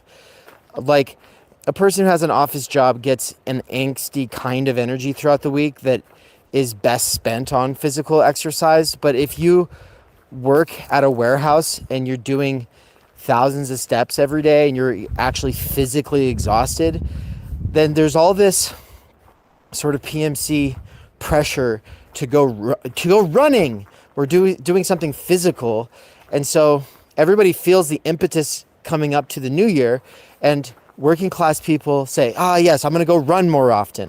And they're just not realizing it's like our conditions of possibility are different. Our horizon of possibility is different. The time energy, the kinds of time energy that we can even glimpse in our life are fundamentally different if we're being exhausted by labor. And so thinking about that as we approach, I guess the big sort of New Year's resolution for me is just to be realistic and not bite off more than I can chew, and really to use that impetus to do something that doesn't have to be sustained all year, but that just makes a lasting positive contribution to my life, like maybe organizing my files or something that can be done in a week's time and then it pays off for the rest of the year, versus something that's going to have to happen every week for the whole year, which is, unlikely. Anyway, great work, guys. Excited to hear more on this and hear it brought into relation with Benjamin's amazing new piece on libido. Peace. So I wanted to talk about the libido piece, but that's happening Sunday. So I don't want to ruin it. I don't want to spoil it. Yeah, we'll save that for the M's too. Yeah, but I do think it kind of has a lot to do with what we've been talking about today, the sustained effort, time, energy, drive, what can we do, kind of situatedness. It's certainly in my head because I wrote it recently, but I wanted to put it out a couple days before the M's do, so people could, if they wanted to, read it beforehand. They also cannot and wait until after the M's do. But now you have the option. You can do it either way. Yeah, I think all of you who are here right now, you should jump over there, give it a quick read, and then maybe give it a quick read after the IMSTU as well, because you don't have to just read things once. You can read things over and over again. I can't remember what I was listening to. It was some like skateboarding podcast or some meaningless something I just had on cleaning the house or something. And the guys were like talking about reading books, and they were like, have you ever read a book twice? And they were like amazed that you can go back to a book, and like they were just like, dude, it's so crazy. Would you go back to a thing that you read? And it's like, it changes, and there's so much there that you didn't realize. And I was like, dude, like I read over and over and over again. Like that is how you have to read. If you're serious about reading, you can't just read things once. You have to read over and over and over again. Yeah, because what'll happen if you read something once and then a lot of time passes, gradually what you remember of it shrinks down into a kind of stereotype of the thing. And you'll see this with academics who read a lot of books when they were in grad school, but then haven't really revisited them. And they teach these texts over and over, but they don't necessarily have time to actually read them each time they teach them. What happens gradually is that the text kind of flattens into a box of stereotypes that aren't quite right a lot of the time. Don't do the text full justice. So Dave's message brought up relations of production. You brought up context. We're talking about time, energy. I think Mikey's question, your opinion on the tendency of the rate of profit to fall.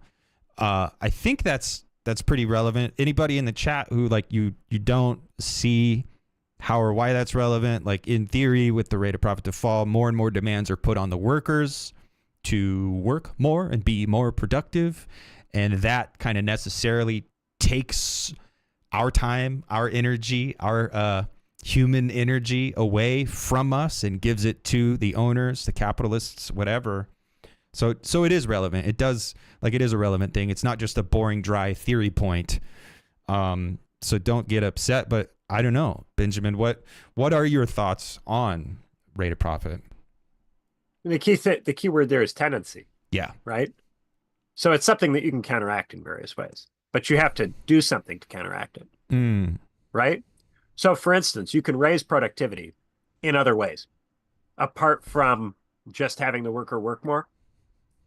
If you hold technology completely fixed, then the only way that you could increase productivity would be to have the worker work more. But the way that capitalism generally works is that other things happen, which sometimes counteract the tendency, right?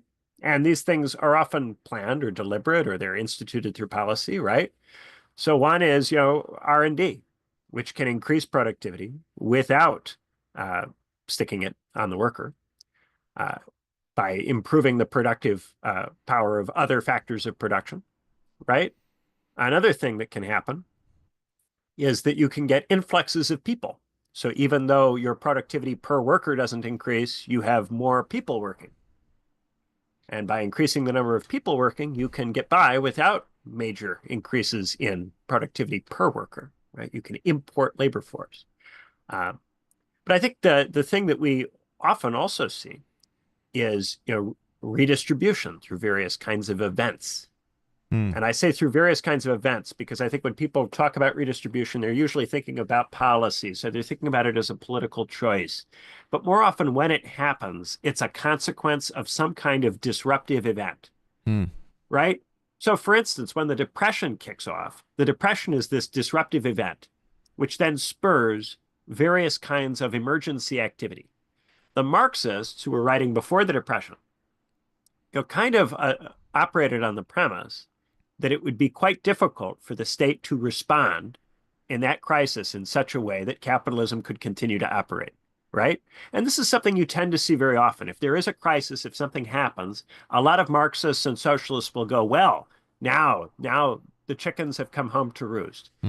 But I think the more sophisticated Marxist analysis would be to point out that there are things that can be done in this situation to get you through the crisis. And this is why generally, for Marxists, socialism is not a process of immiseration. It's not that you get a crisis that immiserates everybody and then they become socialists as a consequence of their being immiserated. No, capitalism generally increases technological growth. It causes things to happen to counteract falling rate of profit that transforms society. So it reconstitutes itself continuously as it is putting itself in this difficult position. It finds ways to reconstitute itself such that it overcomes these blocks. And this process transforms society in various ways, which unleashes new possibilities and opens horizons. So when capitalism is working, it produces technological growth and development in such a way that we start to realize that things could be radically different, not very far away from now. And that there could be huge opportunities in terms of how we organize things. And you see this in the 50s and 60s with the retrofuturism, right? When capitalism survives the Depression and it survives the world wars, and you get this big pile of growth in the 50s and 60s, all of these horizons of possibility are kicked up. And the New Left, Andre Gore's, all of the post-work stuff comes out of this moment where capitalism seemed to be delivering an unprecedented level of abundance, which invited people to think about what could we do with all of this? What could all of this mean? And people came up with all sorts of things for it to mean, like healthcare systems and cheap university education. And these things they imagined would lead on to further and further things because the growth they thought would continue and there would be abundance. But from the 70s, there's been this breakdown in the capacity of capitalism to overcome these problems. The technological growth has not been fast enough. The productivity growth has not been fast enough. And so other things have been done. There's been importation of labor. There's been women going into the workforce. There have been other things that have been done, lowering of interest rates. Other things have been done. But the technological development that in previous periods caused this enormous expansion of horizon has, with the exception of the digital, where there's still quite a bit of optimism, precisely because of the rate of rapid change, right? Outside of the tech sector and the digital, there's been this kind of slowdown in the transformation, which has allowed things to appear more permanent and more natural and more reified, right? And a lot of this reification theory that comes out of Lukács is this: if you don't get the revolution and you don't get radical transformation, if things slow down enough, then it starts to become possible to take them for granted again. And the consciousness of the change is lost. And when that consciousness of change is lost, then the revolutionary horizon collapses.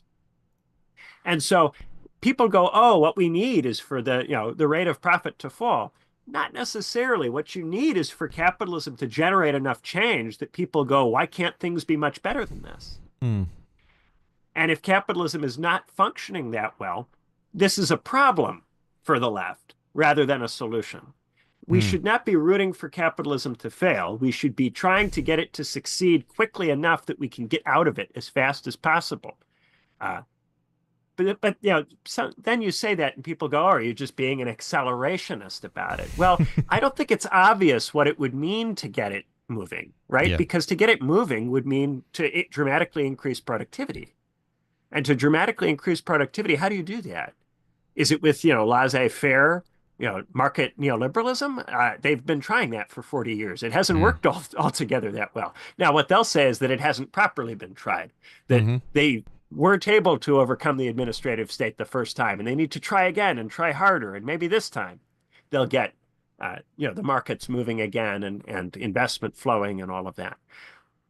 But also it's possible that, something entirely different is necessary. Maybe the stuff that we're doing in terms of research and development isn't the right stuff. Maybe we don't know how to pick the right stuff. Actually, I have two points that kind of come up, and maybe I will start with the one that has more likelihood that it'll be a derailing, so we can kind of get right back to it. But so when you say maybe our R&D, maybe we're wrong in this, like the fields and the direction where we're trying to research and improve tech. Sabine Hassenfelder is a scientist lady. She's on YouTube. She's really cool. She's friends with Hans-Georg Müller, he's also on YouTube. Those of you who know of them, I like them. Good for us. High five. Those of you who don't know, give them a look. Go look up Carefree Wandering. Look up Sabine Hassenfelder. There's also guys like Brian Keating and Eric Weinstein, which both of these guys are kind of wieners, but they're making claims that science has reached a dead end. And I like Sabina. I don't really care for Eric and Brian. But among the three and many other physicists and scientists and engineers, there's an argument that, like, we're wrong. String theory is wrong. Like we reached a dead end. We're not making any more scientific progress. There have been no more Kuhnian shifts because at some level we kind of diverged from what is actual and what was convenient for capital, or what was more useful for the military. Like, I think actually Eric Weinstein talks about, like, it's a conspiracy theory, and they came up with string theory to keep us from actually figuring out the truth of the universe. And I think that's a bit silly, although it's possible. Stranger things have probably happened. But it does seem to be the case that we've reached some kind of dead end when it comes to actual, like, material progress. Yeah, I'm hesitant to say dead end. I think it's been slower than expected and less widespread throughout the whole system. More concentrated in particular areas and slower in general than people would have liked to have seen. And I think that, in particular,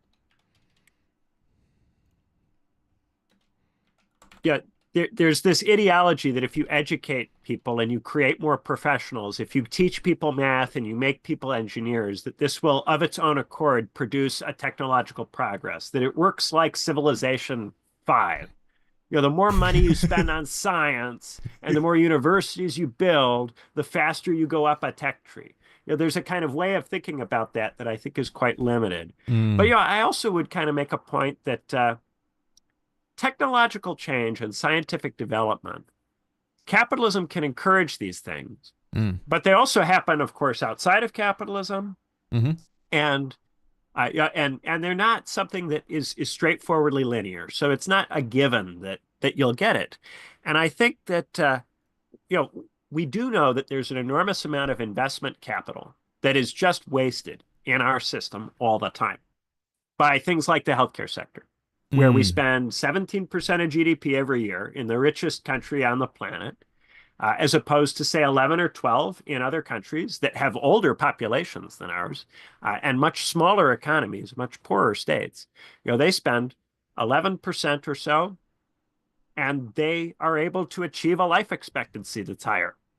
So this suggests that there is waste that's occurring. And if you look at the percentage of healthcare spending in the United States that goes to research and development, it's about 5% of the total expenditure, which means that if you cut the healthcare sector to 12% of GDP, and then you increased it to 14%, and you spent the entirety of those 2 percentage points on research and development, you would dramatically increase the amount of R&D that's going on. Yep. And you would shrink healthcare spending by 3% of GDP. So you would have 3% of GDP to reallocate, right? That's an enormous, like historically unprecedented amount of waste. Yeah. In a country which is generally framed as much less wasteful in terms of investment capital than other states. Yeah. Like we're walking around with this anchor attached to us. And it amazes me that capitalists aren't more upset about it. Rich people should be upset about the fact that so much of this money that could go to something that they'd like to see happen instead gets sucked up by these bureaucrats in the healthcare sector who are, for them, wages who they don't respect. Yeah. It's astounding to me that they go along with this to the degree that they do. Because so many of them, have a real interest. If you're not someone who directly makes money from the healthcare sector and you're rich, wouldn't you like to get some of that money? Why shouldn't that money be yours? A little intra-elite competition for the healthcare sector money would be a very nice thing to see. It would help us get some changes. Even, it shouldn't in principle require a bunch of workers looking to get healthcare for themselves to fix this kind of problem. It's an enormous amount of waste, huge amount of waste. It does seem to be the case that it's something akin to the paperclip maximizer and not, the healthcare industrial complex. Not just that. I think like the economy, capital itself is this kind of on autopilot paperclip maximizer where it's just wasting for the sake of wasting because that is the thing that it's been in, like waste has been entrained into the operation of everything, and it can't stop, and there's no one there to make the decisions because it's the fiduciary responsibility is to kind of increase shareholder profits and this and that, and we have discovered the best way to do that is to increase spending in these sectors and to kind of throw out spending over here. And so it's this bureaucracy, but it's this algorithmic, like it is a thing that for a long time, at least on the surface, you increase input, you increase output. When you increase spending, you increase profit, but it doesn't work that way anymore. But there's no one there to turn the light switch off in the building. Like it's just on autopilot. It's the paperclip maximizer. Yeah. And part of why it's hard to change it is that it has a functionality to it, which is that the sector creates a bunch of middle-class jobs. So it creates a bunch of Americans with an income that facilitates their consumption. Yes. And a lot of the jobs in the United States, because the United States is this consumption-heavy state, right? The function of the job is to get the money to the consumer so the consumer can send the price signals to the producer states about what to produce. Yep. Right? And so therefore there has to be some kind of mechanism for getting these people enough money that they can spend it. Mm. And if you aren't doing it through jobs, then you have to do it through you have to tax and redistribute. You have to lend money, which creates debt problems. You have to print the money and then lend it at extremely low rates. There are other things you can do to get people money, but the simplest way to get people money is to employ them. And that's consistent with the ideology of capitalism, which is you should, work for what you get. This idea that you're free insofar as you're compensated for your labor. That, kind of Lockean, labor theory of value mentality is, I think, very difficult to displace, because once you start to say that some people are going to get money without having to work, the question is immediately asked, well, why not everybody then? And if you can't do everybody, then why some? And so now you have to start inventing various explanations for why some but not others. And this creates all sorts of resentments, which ultimately drive people to want to destroy these programs. So this makes it tricky. But I think that these rich people, if they really wanted to, if they really thought about it a little bit, they could find a way to generate other ways of getting this money to these people. They could retrain them. They could reskill them, and they could make a lot of money off getting maybe the government to pay to have them retrained or reskilled. And they could run the programs that would do the retraining and the reskilling. And they could get paid by the government to retrain the workers, to then hire them to do things that they think that they ought to be doing instead. There are things that these guys could do within the framework of capitalism to bring this about. We have to create the desire, I guess, for the people that are in these positions, create that fantasy, kind of manufacture that desire for them to do those things. Because I'd like to see workers demanding it, because if workers were demanding it, then rich people could do it, not just for their own good, but as a way of trying to pacify these workers. And I think that would be generative. And then some people on the socialist left would go, see, you just have a program for having the workers be bought off. But I think that it would produce a situation that would move us through capitalism. Yeah. It would create a situation where the economy is more efficient. It would move us into a later stage, maybe not all the way into a later stage, but it would move us along in the stage that we're in at least. And it would create a sense in people that they can struggle for something and actually achieve something by doing that, which would help prepare them to eventually repoliticize in a thicker and more robust kind of way. That actually relates to the other point or question, I guess, I had that came up. I was talking, I think last week with Rudy in our conversation. He was really harping on the fact that the reason working conditions improve is not because capitalists improve them for the sake of the workers, but it is because the workers themselves demand these changes. And so automation and kind of offloading some of the most intense or de-intensifying labor or whatever, like working conditions improve, not because capitalists are swell guys, but because the workers demand it. So, though there are sometimes cases where it is in the interests of capitalists as capitalists to make changes. And we do have to be, I think, sensitive to these specifics.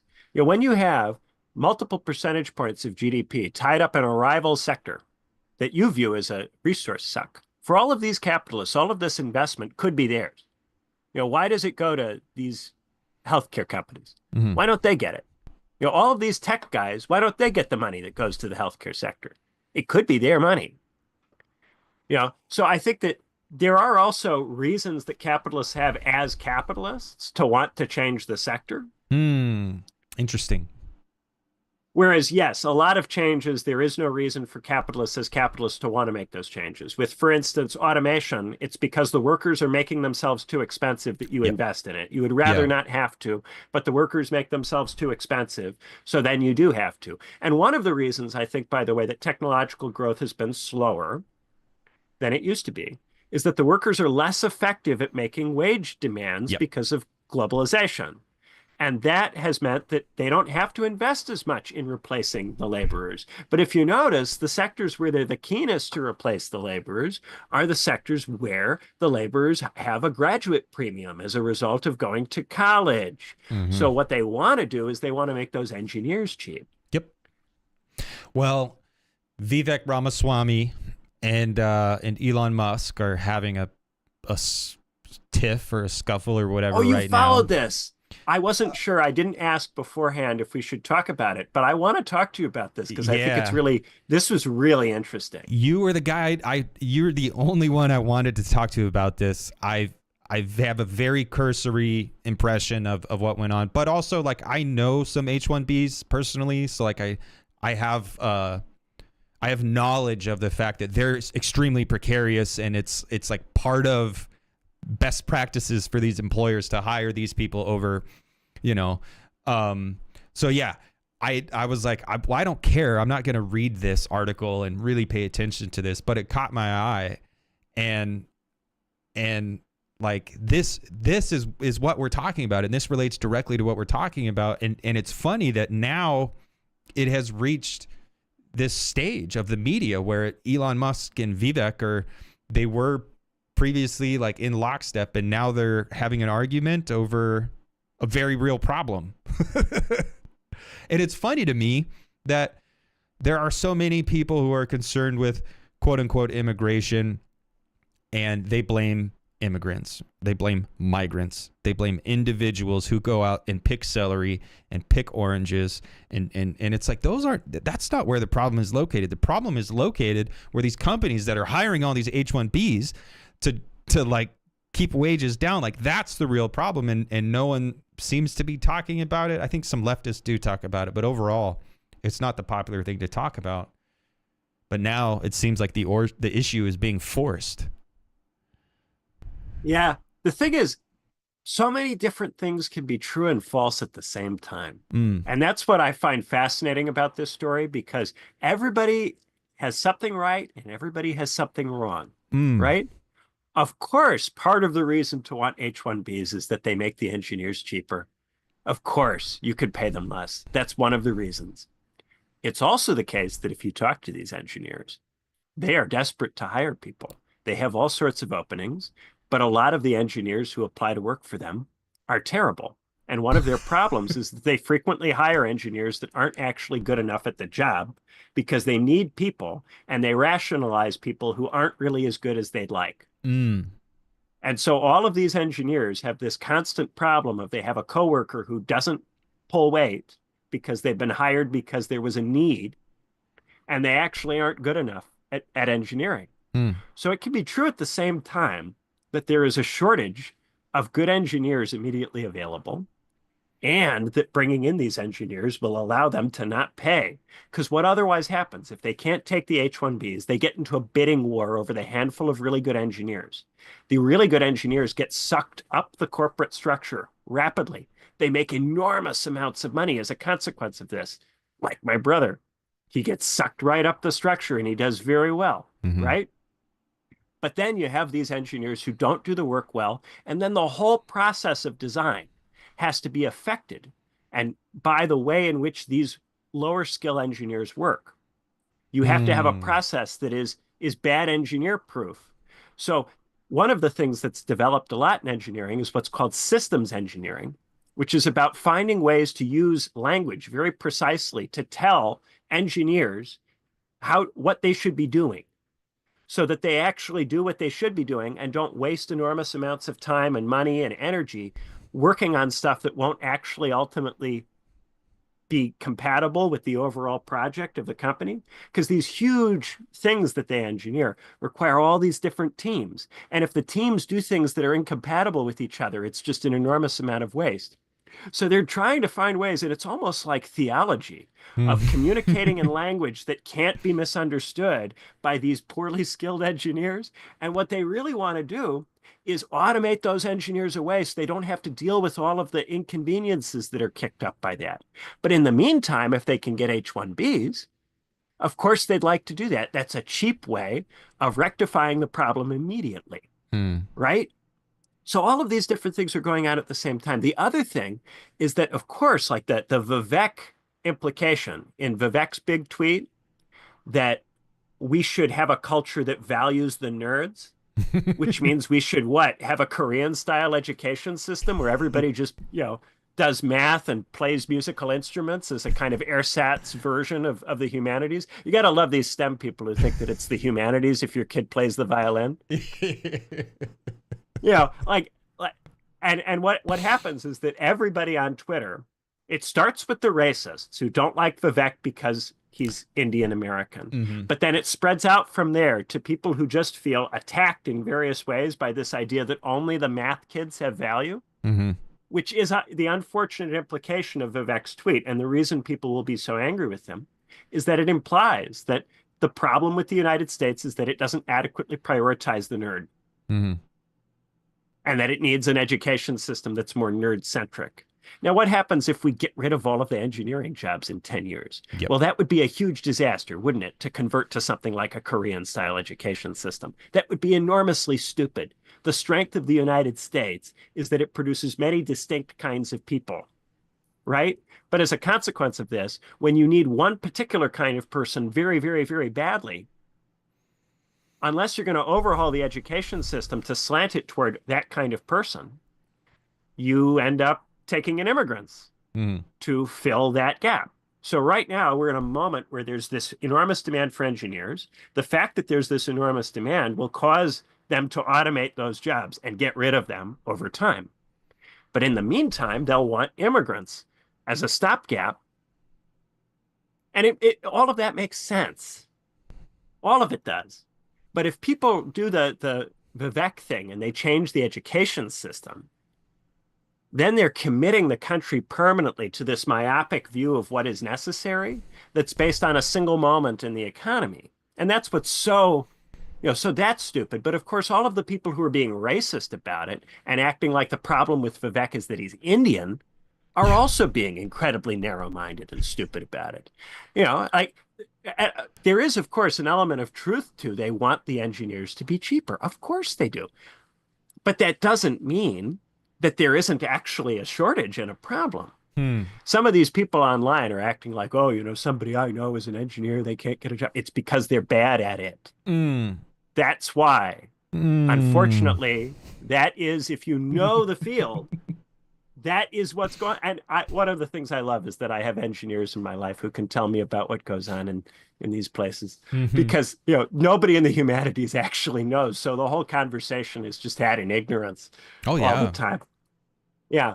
But I get to, phone up my brother and go, hey, what's going on? And I learned so much.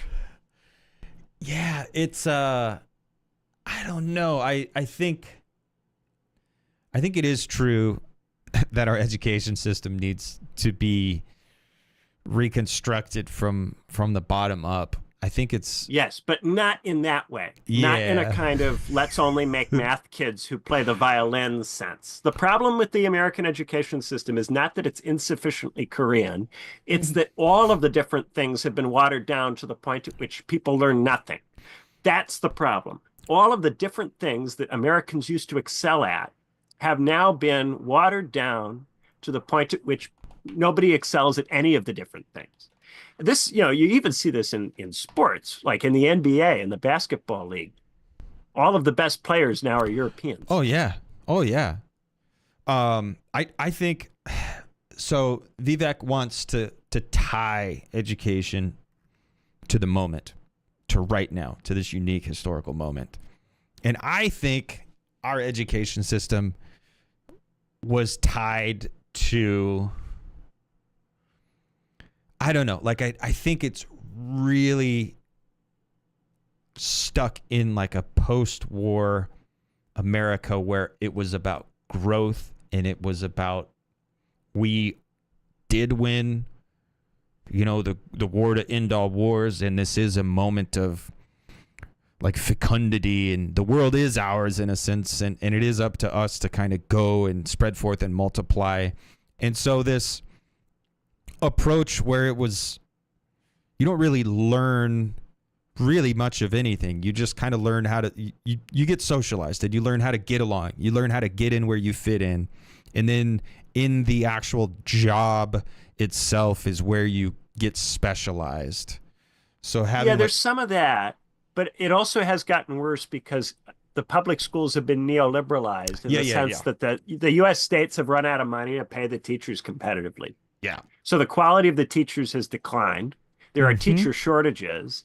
And then what they do in response to that is they just more and more heavily bureaucratize the teaching process. They come up with a bunch of rules for how you have to teach that are meant to make up for the fact that the teachers aren't able to make independent decisions, right? And then the teachers go, why don't you let us make independent decisions? And it's because they're paying you so little that they're not attracting the most talented people.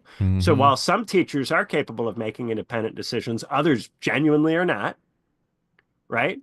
And this has produced major problems for a structure that used to be based on the teacher having a lot of autonomy. In the 50s and 60s, the teachers had autonomy, and they were paid more competitively relative to other workers. Now that the teacher deficit is something like 20% relative to comparably educated workers, right? Even after all that Red for Ed stuff from a few years ago, they weren't able to close the gap. They were able to prevent it from getting worse for a little bit, but they weren't able to close it. And so, of course, most people look at that and go, I'd rather do something else than get paid that little. And then when they bureaucratize the process and make it so that the teacher doesn't have any discretionary power and can't exercise independent judgment, well, what kind of person who can think would want to do a job where they can't do those things? So as they bureaucratize the teaching to make up for the fact that the teachers are getting worse, that makes the teachers even worse, which makes them seem to be justified in bureaucratizing the thing. And then the private sector goes, see, these public schools, they're too bureaucratic, aren't they? What you really need are independent academies. And so then people launch 1,000 ships of independent alternative teaching models. But that's the thing that's happened, I think, in the last 40 years that has changed it and made it worse. There were all sorts of problems with the education system, even in the 50s and 60s. Like if we were just talking about it from the point of view of 1968, or 1965, we'd have all sorts of legitimate criticisms. But all of this has been made worse by the ways in which the public education sector has been stressed by the states doing this race to the bottom on taxation to compete for investment, and therefore having no money to pay anybody. Yeah, the education here in Arizona, I think we regularly we rank like 49th or 48th or even 50th in the nation. And yeah, Arizona's infamously bad. Yeah, and there's a brand new charter school, seems like on every corner. Benjamin Franklin Academy, Heritage Academy, Legacy Academy, Heritage Institute, American Heritage Academy. Like they're all over the place, and they last for a couple of years and then they get shut down. The public schools are, it's absolutely horrible, but I don't know. There's nowhere for the kids to go anyway. Like it's like, even if they got a great, really awesome, robust education, they would just kind of graduate secondary education, and then there would be nothing for them to do. There would be nowhere for them to go in society. Like it is the case that we've already automated and outsourced and onboarded and like did all this stuff to the point where we just have millions of kids. We have a surplus of listless, useless youth. And that's scary. So I kind of don't blame the Zoomers. Like a lot of people harp on the Zoomers and admonish them and this and that. And I really feel for them because they are kind of set adrift in an uncaring world. And on top of all of this, they were in school during COVID. Dude. We didn't even mention that. Yeah. Yeah. Yeah, that's really, really tough. Yeah. We can't even imagine that. That's the part that is just not imaginable for any. Like if you're a Zoomer and you're listening, we have no way of accessing that experience. To us, it's just an unfathomable horror that we can't even begin So to us, it could be responsible for an infinity of problems as far as we're concerned, because to us, that would have been, if it happened to us, we would have experienced this as a tremendously abusive thing. Mm-hmm. I think it's funny how older generations, us included, to such a great degree ignored all of that as a potential problem Mm-hmm. and just acted like it wasn't going to be an issue. And that the kids would just figure it out because, you always see this when people are really starting to fail the next generation. They start saying stuff like, well, the kids will figure it out. Kids are resilient. They're resilient. They're adaptable. They'll just figure it out. And maybe they will, but it comes at a cost. Yeah. And what the cost is the normalization of whatever problem was generated. That just becomes part of what's normal or natural. And it comes out in lowered horizons.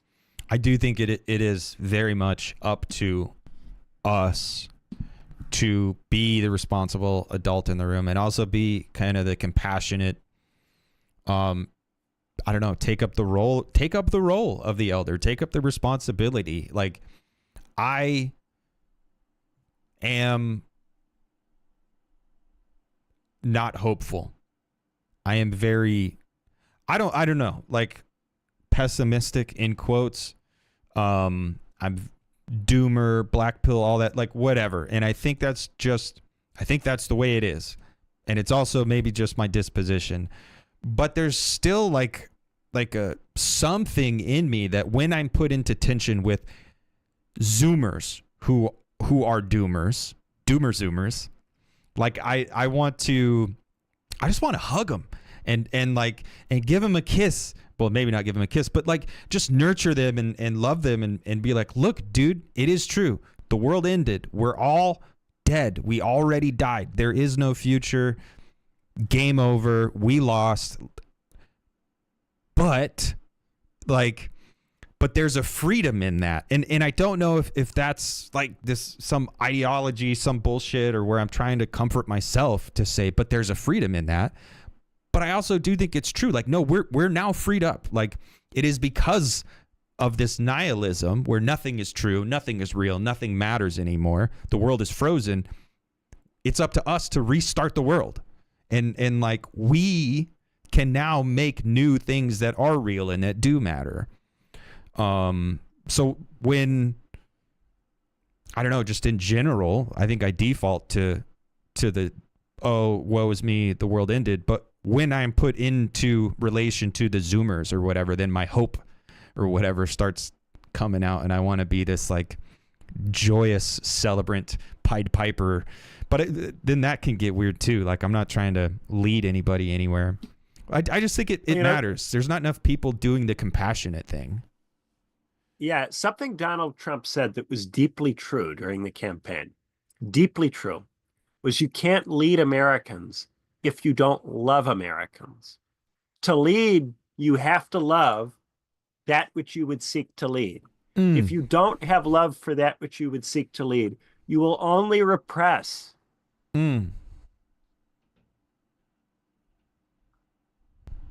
Love. It always finds its way back to love. Well, that's what it is, right? I mean, really, it's that you have to love the Zoomers. You have to love them. You can't blame them for the things they've been put through. You have to look at them and see, if I were born at that time, that's what I would be. If I grew up in that time, I would be like that. You have to be able to see that. We need to, I don't know, find a way to push back on how love has been cheapened, love has been expropriated, love has been perverted, and love has been taken away from us,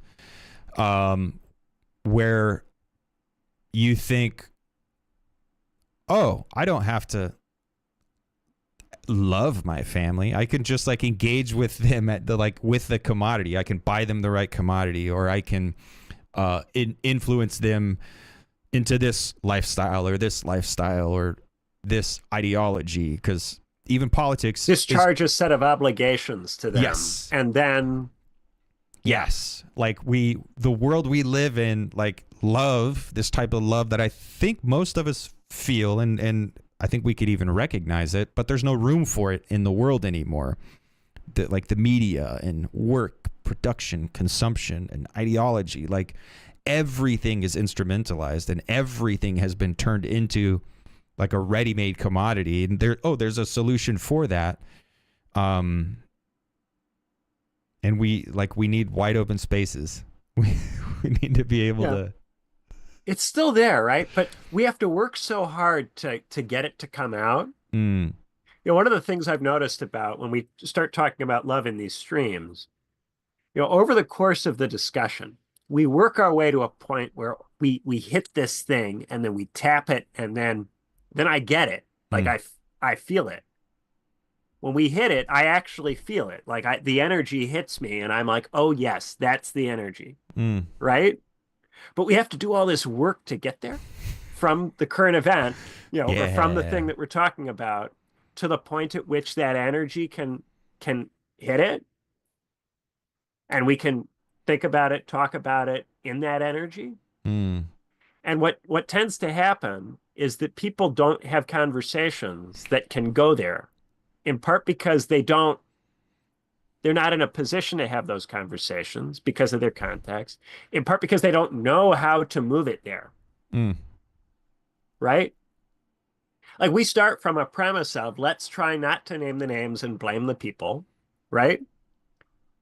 And just talk about why it is this way and have compassion for the people who are dealing with it. And you try to get from there, initially at an intellectual level, it's this is what we should be doing.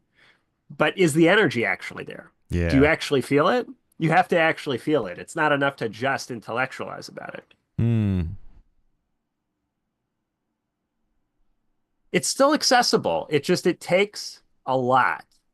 Even for people like us who are, we have some time, we're able to work on this stuff and sit with this stuff. You have to actively work at it to tap this energy because it's not being offered to you. Nobody's encouraging you to go there. You have to work against the discussion, quite substantially to be able to get back to it.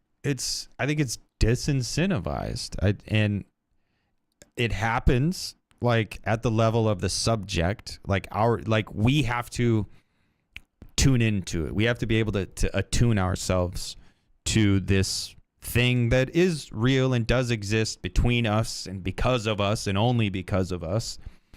It's always there, but we're trained to ignore it. And it's disincentivized. Like engaging with it comes at a cost, because in order to get there, in order to be able to have this discourse and use this language, we have to eschew economic productivity. We have to refrain from consumption. You can't get there via the commodity, and you can't get there. We can't via instrumentalize the discussion. Yes, we have to not instrumentalize the discussion and actually try to get to the bottom of the thing. Actually try, and we have to know the difference between what's actually trying and what is commoditizing, because a lot of people think they're doing both together. And they don't recognize that it's not possible to do both together. So they mistake the one for the other. Yeah.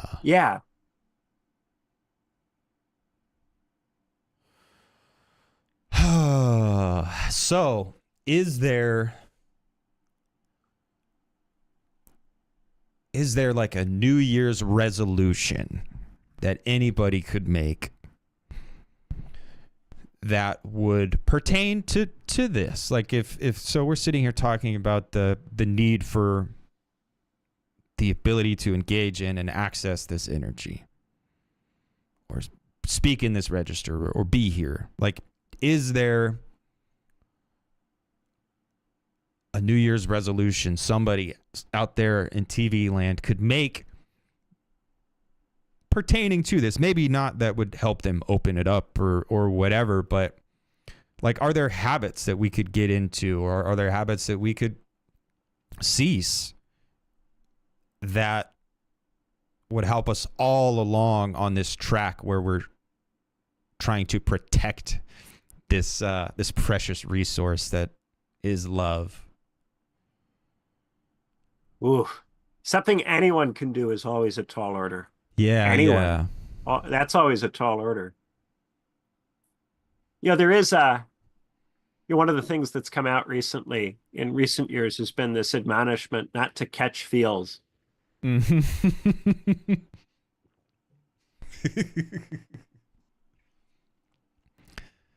Feelings. Not to catch feels. But energies are feels Yeah. of different kinds. And to say don't catch feels treats certain energies as if they are natural or neutral, right? But all of these energies have a kind of what it's likeness to them. They have a feel. Mm-hmm. You could tell on some level when you're in them because they do feel a certain way. Even the flow state that you're in when you're writing something cool, it has a feel.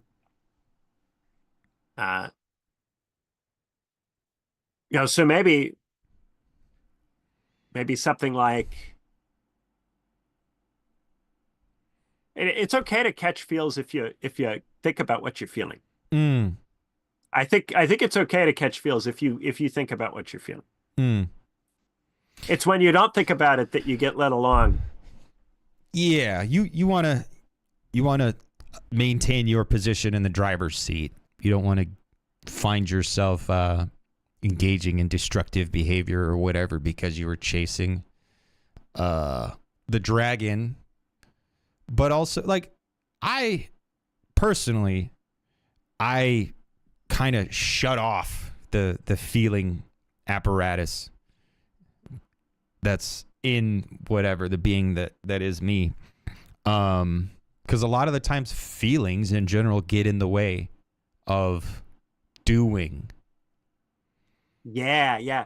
And this is, I think, I've often found myself, especially in the past, thinking in that way. And there is this sense that pragmatism, just doing what's necessary, what needs to be done, what is your duty, that this is neutral, that this is not a feeling. This is the kind of neutral, reasonable person state of mind. And any feeling is deviant from this and therefore threatens your ability to reproduce necessity. And of course, some feelings would be a threat to your ability to reproduce necessity if the way that you handle this is to just retreat into eros and become obsessed with pleasure. Well, yeah, that will definitely threaten your ability to reproduce necessity. And I think the death drive has a lot to do with that. It's the rejection of pragmatism in favor of something like eros, or status seeking. Like just wanting maybe a woman, a specific woman, or a specific man to love you, and being obsessed with getting the recognition from them as a person worthy of love. That can destroy a person too. I think that might have been what destroyed Anthony Bourdain. But if you're able to think about what you're feeling, then you're able to kind of judge which of these feelings you should potentially be in. And then it becomes not just are you in pragmatism or are you in eros or honor seeking, but maybe there are other ways you could feel that would be better than just being pragmatic, that would be an improvement on thinking in that way. I think a lot of people destroy themselves because they don't see any other way to just be freed from necessity for a little bit. There's just no other way to get outside of your duties, that box of things you have to do.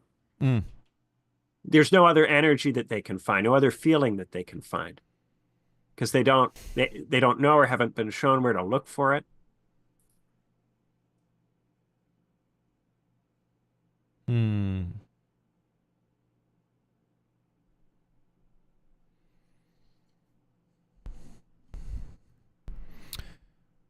So as we move into the new year, I don't know. It's a good time to take the opportunity to interrogate your feelings. But before you can interrogate your feelings, you first have to allow yourself to have feelings, and you can't deny it. You can't think, oh, look at me, I'm a fortress, I am okay, everything is good, all I need to do is work, or for some people consume, or for some people, rebel, like whatever it is, whatever cycle you're Look trapped at me, in. see me, I'm here, it's me. Yeah. It's like Horton Hears a Who. We are here. In order to like interrogate your feelings, you have to allow yourself to have them, and I think it is a good time to I don't know, to do that, to be self-aware, to be reflexive, and to try to be a little more human. We are not machines. We are not stone edifices. We are not towers which the waves crash upon. We're humans. We're soft and squishy, and we're silly, and we're foolish, but we're also capable of wonderful, amazing, tremendous world historical things. And that's a delicate balance that can only ever be managed by the individual. Many, if not most, individuals don't have the space. Their context precludes them from being able to manage their own kind of subjectivity and spirituality and libidinal economy and all these other things. Most people are just kind of shackled in those iron chains. But maybe like the first part of escaping those iron chains is the inner revolution, and kind of becoming aware of and then developing your own subjectivity, and that involves all of it. Like all of it. It's huge. It can't be contained in a podcast episode or a YouTube live stream. But it is kind of up to us, like as the individual in question, as the subject.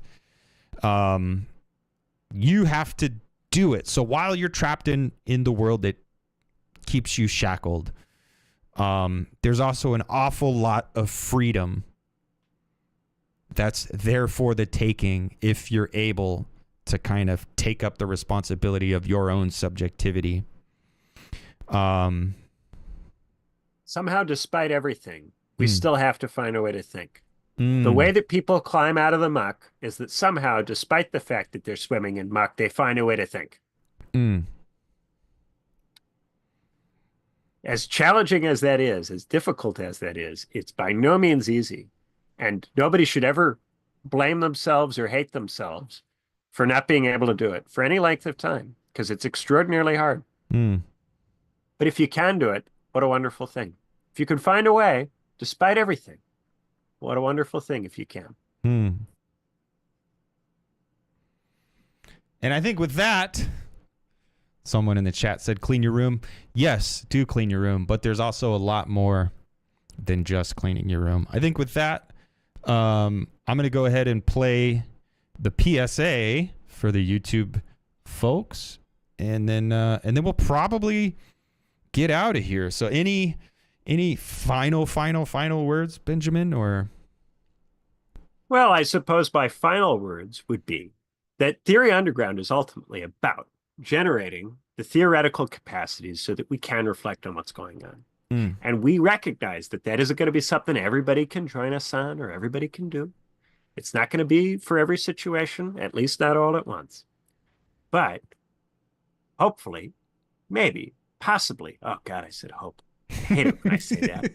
I'm always suspicious of myself when I say hopefully. yeah, But I do think that if we really work on creating the conditions for doing theory, for doing high-level thinking about what's going on, we will be able to gradually generate some capacities, at first in a small number of people, but gradually over time as conditions change and new opportunities are created, as we cross the vast desert, as we get through the spooky forest, we may find that there are things we can do because we've been thinking. Well, maybe some other people have not. Mm. So everybody, spend time with people. Don't be an asshole. Clean your room. Read a book and then read it again and then read it again. And we will see you guys whenever we see you. Let me do this. Let me do that. Bye-bye, YouTube. Joy to the world. There we go. Yeah. You can support the free and public work at TU by becoming a patron over at Patreon. But if you would like to get involved and become a member at Theory Underground so that you can listen to special content that is not accessible to anyone else, or if you go up a subscriber level, actually join in the discussions, or at the top level, have us actually read your work, giving constructive feedback, and ultimately paving a way to potentially being a part of what we call the turn, then you'll want to become a subscriber. That's how you will access the ongoing courses and seminars. We've brought together Benjamin Studebaker's experience in political theory and science and philosophy with my critical social theory, phenomenology, existentialism, critique of political economy, critical media theory approach, combined with Michael Downes's fault line theory, the CCRU versus Ljubljana School, or Žižek versus Land. And of course, how he brings those against one another and then transcends them through other thinkers like Baudrillard, who he'll be teaching an intro course to in 2025. All of us are teaching stuff in 2025 that rhymes or argues or goes together. And so the best way to accelerate your development getting into theory right now is to just become a subscriber at TU. Just go to the website, click get involved, and look, what I'm about to play for you all is a really special moment from our documentary that we're working on, an interview where Benjamin explains why he's supporting Theory Underground and getting involved as a active member here at the core of the teaching team. Yeah, so the thing that I notice is that a lot of people criticize the university, they criticize the left, they don't build an alternative institution. They will go, the university sucks, but you know what's great? Substack and Patreon and YouTube, and they'll lean into that. But that is a negation, right? You guys don't do that. You guys are interested in sublating the university within the newly emergent media. Or you could frame it the other way, sublating the newly emergent media within the university, right? And so this, of course, will ultimately lead, if you take it where it goes, to a question of institutions and having actual economic, social role possibilities for theorists. This is the critical crisis, which is that there are still some very bright, very well-educated people, but they are not able to replace themselves. And because most of them have university positions, their level of interest in replacing themselves is to some degree compromised. Yeah. They don't have to worry that much about themselves. They don't have that much stake in it because they're already set up. However, because you aren't in the underground, you have some potential of being able to actually create an institution or structure which makes it possible for people to do theory in the future. This is something that, as far as I can tell, only you are doing. The thing about freeing Mikey from wage labor, this idea not only that your channel would free you from the Amazon job, but that this could grow in such a way that it could provide spaces for multiple people, and then those multiple people could interact in the way that they would in a monastery or in a university department.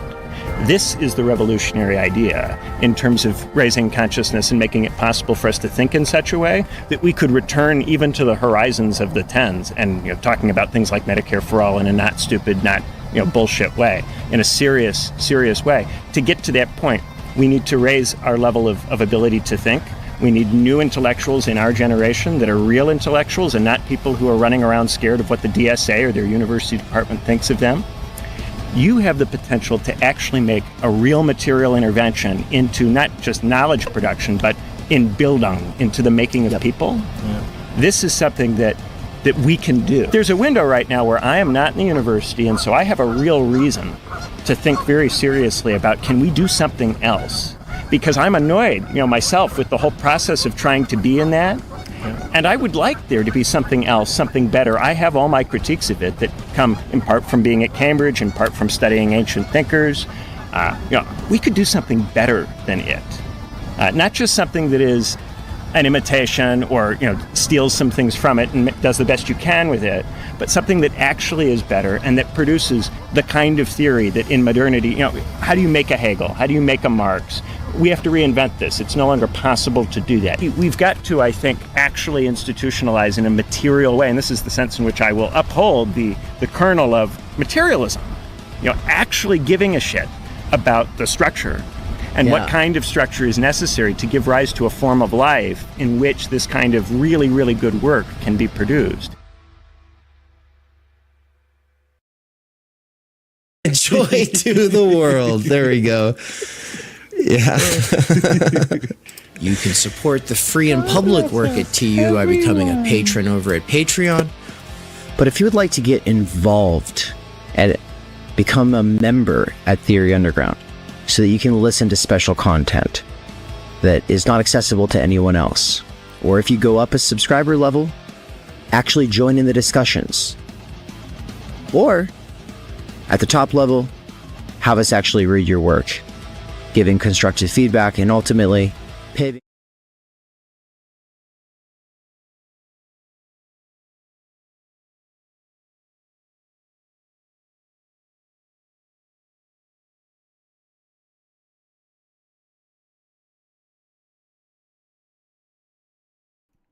What's up, everybody? How you doing? I'm going to go ahead and restream an episode for you guys that are still here until Dave gets back into service range and he can hit the end stream button. But for now, that does it. I am going to drink some tea and enter relax mode, chilling out, max and relaxing, all cool. I don't shoot b-ball, and I'm not going to go to school. But we are going to go ahead and watch some of a recent Why Left episode. And you guys can just chill, post up. I'll be in the chat, but I'm not going to be here on screen. And it'll be cool. So dicks out for Harambe. Joy to the world. There we go. What's going on with Lily? Yeah. Sex with You can support the free and public work at TU by becoming a patron over at Patreon. all in a day. But if you would like And to... what happened to Luigi Mangione? Is he still in the cycle? It's not just in the cycle, guys. They're potentially working on a movie about it already with James Franco playing him. Rock stars are playing like video footage of Mangione while everyone's losing their minds. I think Benjamin might be wrong about something. Who knows, guys? We'll find out. But we're going to start with talking about the meeting we're coming from. And first just welcome Nance to the show. First proper time on Why Left. Last time it was because the Comcast failed for Benjamin, right? And then you came on with a bunch of other folks. I think we did a different one. That was the first time. Nina was here, and I believe Swole was here. That was when you Daniel yelled and the internet retreated for Benjamin. But I came on for another one a couple weeks ago, I think. And we talked about The week, Matt Gaetz, actually, didn't we? Yeah. Yeah, that was the last time we talked about the week. Yeah. Whoa. Okay. Oh, well, it's not, well then everyone already knows about Nance. I mean, of course, everybody at Theory Underground already does, but we do have a handful of people listening from Spotify who've never actually been to the YouTube channel, never listened to the podcast I do with Nance called The Self-Legitimating Johnsons. They've never sat through a 12 to 17 hour marathon live stream that we like to do often on a monthly basis that, it kind of shuts down the internet. It's like a big holiday. Everybody loves it. But I couldn't do that if it wasn't for Nance kind of egging me on, being the wingman, being the Joe, the Jamie to Joe Rogan. But also he's working on a lot of really cool projects here on the back end at TU, and he has taken 90% of the courses and seminar sessions at Theory Underground. And so we're coming from a special little meeting. I don't know which one of you wants to take a stab at describing what happened, but go for it. Well, the meeting is about creating order, good order at Theory Underground that will give everybody a felt sense of security that they know what's going to happen and that they are being taken care of. Well said. Yeah. Yeah. Very well said, honestly. Because, well, you know, thinking about schedules and plans and expectations and the future, there's a lot of uncertainty. I mean, there's a lot of uncertainty in the world. You might get shot by a disgruntled dude from fucking Baltimore who's angry about something and he shot the wrong guy. You never know what could happen. But the future scares the shit out of me, just in general. And I know I'm not the only one. So having order, having reassurance about, you know, what you're doing with yourself, with your life, it's important to people. And I know I struggle to articulate things in an orderly fashion. I'm like a retarded squirrel looking for nuts in someone's garden sometimes. So Benjamin does kind of come in with this calm, cool, collected energy and reassures me and hopefully everyone else. Yeah, Dave is empowering me to use something I came up with when I was teaching at Cambridge, which is this master sheet, a schedule that's interactive and if everybody can get access to with a single link that should eliminate an enormous amount of emails and confusion and when's this happening and who's doing what, when, and where. It's going to make 2025 sing. Hell yeah. One of the things that keeps me up at night, and it's the first thing I think about when I get out of bed, and it's the things that I do all throughout the day, is making sure that all of these efforts don't go to waste, and all the people who are putting themselves on the line with their spouses, with their families, with their friends who are asking, "What are you doing on the internet?" is, I care a lot about making sure that people are getting something important from that experience. And I know that there are self-driven people with a lot of imagination who are able to kind of explore through all of the repository, the disorganized like mess of all the courses and seminars, and they're able to kind of like tease out like what's going on, or they're able to do deep dives on their own, and they don't need the gamified programming to keep track of all their things because they're just doing what they can't not do. But for people who are coming in and are like, okay, but like what's going on? Nance keeps saying there's directionality to this, but where's the directionality? It's like I discovered recently, it's funny that he says that.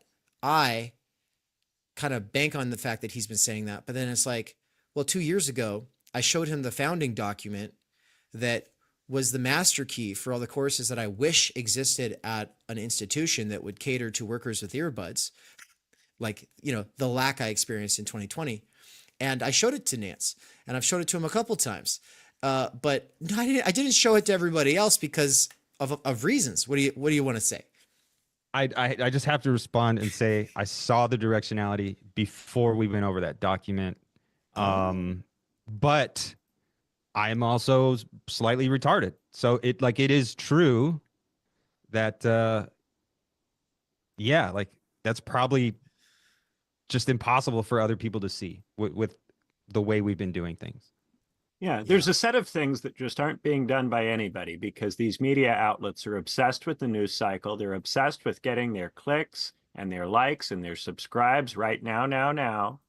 And so to look at that document, or even just to talk to Dave for any length of time or pay any attention to him, you very quickly realize that there is a horizon of possibility here in terms of developing our ability to do theory, our ability to think theoretically, that is just not going on anywhere else, where people are just trying to tread water, often appendage to a sector that is shrinking as the enthusiasm around the Bernie campaign dissipates and fractures.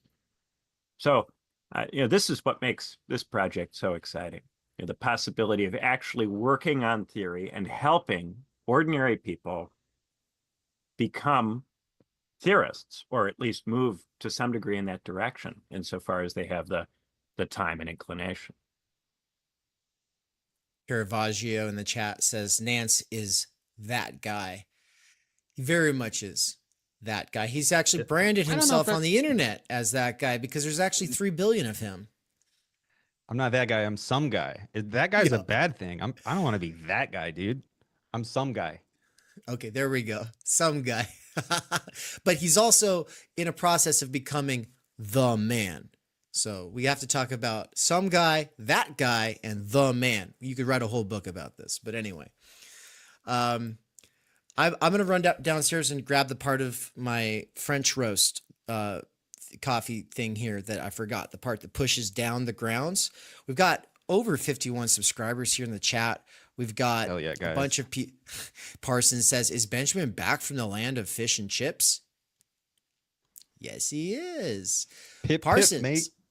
Parsons was the one who commented yesterday on that stream that Benjamin did with Doug and asked, wait a minute, is Dave wearing glasses or did he get replaced by Doug Lane? Or no, then he said, did Sublation Media sublate Benjamin away from why I left? And Benjamin had to come in and say, no, I'm able to work with lots of people. Actually, I love to work with lots of people and I love people and it's all good, or something like that. Right.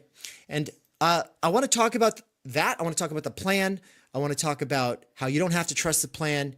In a week, you'll be able to see the plan. I want to talk about what's going to happen before and after Christmas. We're also going to get into the week. We're also going to talk about, and this is probably something I'm most excited about. I don't know. I've been really looking forward to doing this with you all. It's the idea of the monastery piece by Benjamin Studebaker. And we have an Audible certified narrator present who's actually going to help us during that segment. That's Nance. I'll be right back. An Audible certified narrator who's transgressing against the responsibilities of recording another book to be here and hang out with my friends.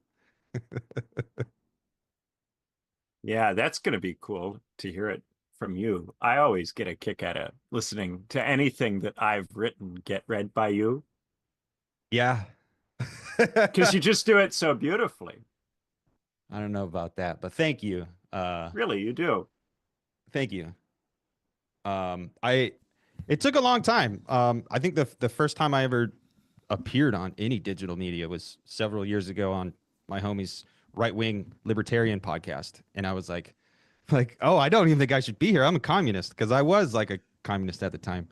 But that was several years ago, and since then I've only been thinking about how much I hate the way I sound and trying to improve it and trying to improve it and trying to improve it.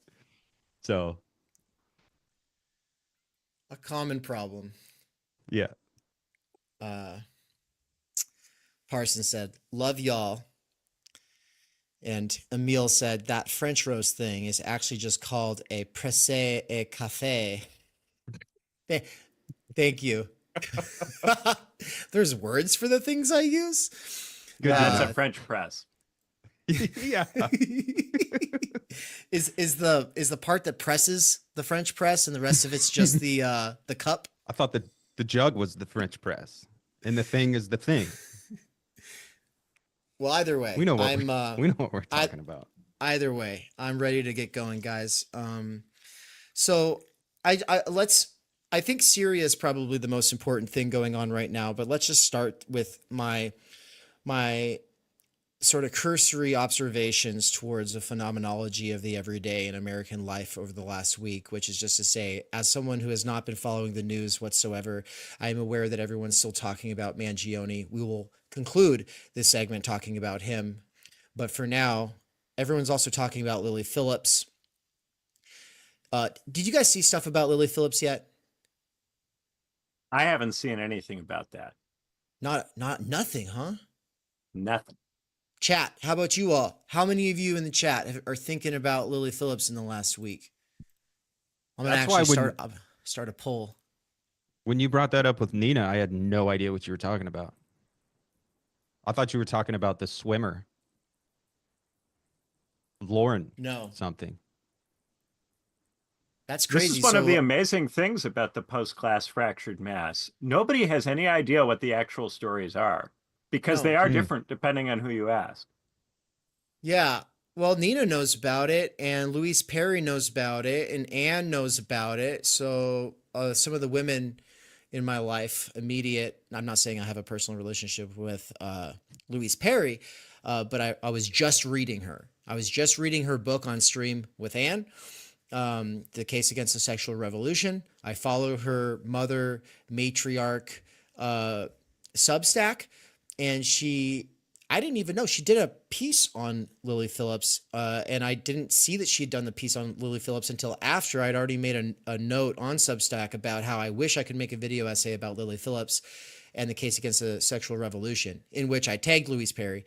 Then I found out a couple days later, before I'd even said that, Louise Perry had actually written a piece about Lily Phillips.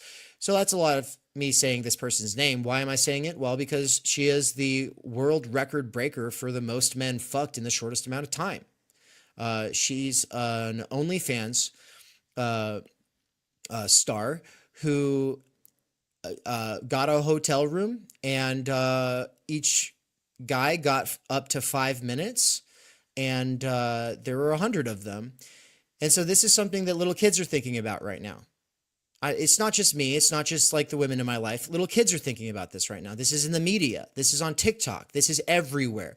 5-year-old children know about this. 12-year-old girls know about this. Teenage boys know about this. So me bringing it up is not like, I had someone on Substack earlier today say something that I was referencing. They were like, isn't that kind of lowbrow though?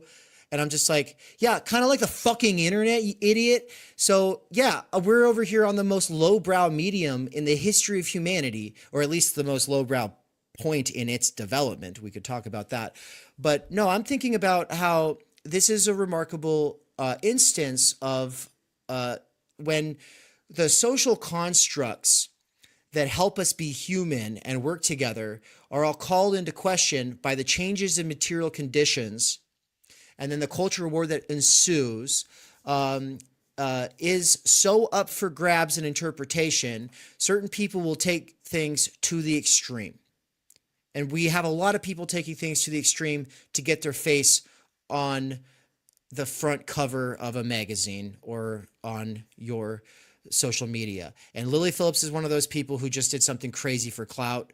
And here's the part that breaks your fucking heart when you hear about it. There's a documentary that just came out about it. It's an hour long. I haven't seen it yet. Ann and I are going to watch it and then talk about it on our new show that we've been talking about doing for a couple of years. For short, it's DNA, Dave and Ann. And basically, we'll be talking about things more like this. But what I basically want to say about it here is just that the two most important facts about the Lily Phillips case is that in the documentary, they blur everyone's faces who was involved. Like nobody who was involved wanted to show their face because they were ashamed, presumably because they were ashamed. So that's first. The other part of that is that when the documentarian comes in the room afterwards, he retches because of the smell. Sit with that. Let's talk about how liberated she is as a woman. Sit with that. Liberated as a woman, but taken over by the attention economy. That's what we could talk about. Anne was talking about how she read a piece on Substack where it's like, there's this, we could talk about a man possessing a woman, but we could also talk about the amorphous blob possessing a woman. Right? And this woman is possessed like demons. No, she doesn't look like crazy. She actually looks like just kind of a college girl. Like she could be in one of my classrooms, right? She's not that remarkable. Some people are saying she's just kind of dim-witted and attention hungry. Who knows? But the other significant fact I was bringing up is that, and this is the one I think that you'll see the most when you do a little cursory look for information on this case. I think every article will probably mention this. And that is that at the end of the documentary, at the end of the 100 men, and I don't want to call them men. I think that that's a prescriptive, performative, normative term. And so these are boys or men, children, or pieces of shit or jack-offs or whatever we want to say. They're not men though. Men don't do this. But whatever men are, they don't do that. And so, after the last one, I guess she did an extra one just to kind of top it off. So it's actually 101. After the 101st, she cried. And that would make sense. And it would make sense that she said it didn't hurt. So she's not crying from it hurting her body. It's hurting some other part of her, guys. Okay. But she doesn't know why. And so she's crying. And then and it breaks your heart. And I haven't even seen the documentary yet, but that's upsetting. It's upsetting enough that she cries afterwards. But then she says, next time it's going to be 1,000. And they already have the plans in 3 months. She's going to do 1,000. What do you guys think of that? So, recently I was thinking about finding porn in the woods. And I didn't grow up near a forest. I grew up in a city. So we didn't find porn in the woods. We found it in canals, and we found it in alleyways, and in little, like, urban forts where little teenage boys would hang out. I heard someone else say porn in the woods, and I was like, oh, that's probably like a ubiquitous thing that like adolescent boys go through, is like there's this communal resource of old porn magazines and old porn tapes that come from uncles and dads and older brothers and maybe weird bums. And it was this like kind of inherent transgression that was like it went unspoken, but it was this thing that was reserved for like teenage boys. But I mean, it did happen to younger boys. But it was during the era when like Family Matters and Full House and shit was on TV, and like there was still this popular belief in decency and like what is appropriate and proper to make available to children. Yeah. And like even The Simpsons was risque, right? And shows like that, like, and we had Saturday morning cartoons. Decency was something that people still believed in. We still had the Hays Code or whatever permutation of it was. And look, it is true that a lot of horrible, repressive, oppressive things come out of this type of social censorship or whatever. It's also true that when you completely do away with it, you have very, very, very young children who haven't even developed a sense for their own bodies yet, exposed to these types of things. And sex is sex. Sure, fuck you. We're adults, but my kids aren't fucking adults. And my neighbor's kids aren't fucking adults. And they have the same level of access. They have more because they're younger. They understand the medium more than I do. I get tired of my phone and I put it down and I go play with my skateboard. They're always on these devices. They have unfettered access to these things. And you can say sex is sex between adults, but sex is fucking heinous when it comes to children. And that type of sex is like monstrous when it comes to children. Seeing that, being exposed to that, and like, I don't know, it's horrifying, dude. Yeah,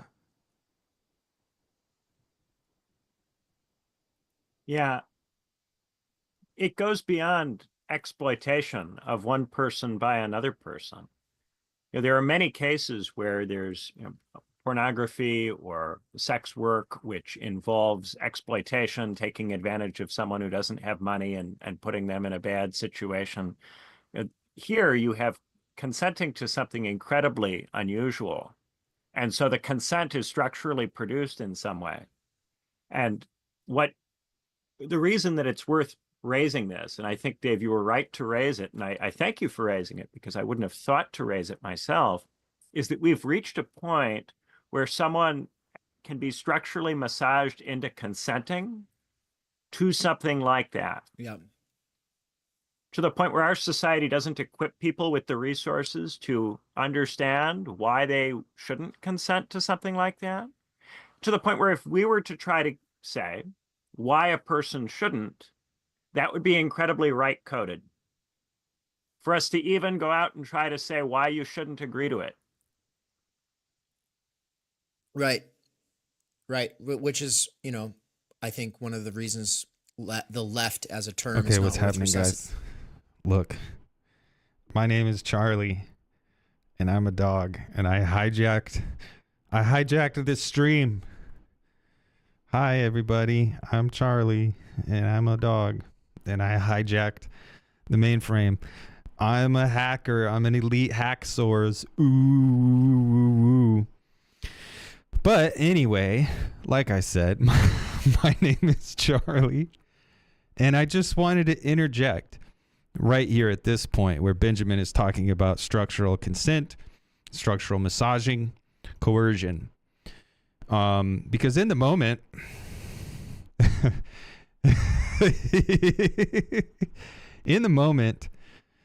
I don't know how many people were open. I'm going to stop.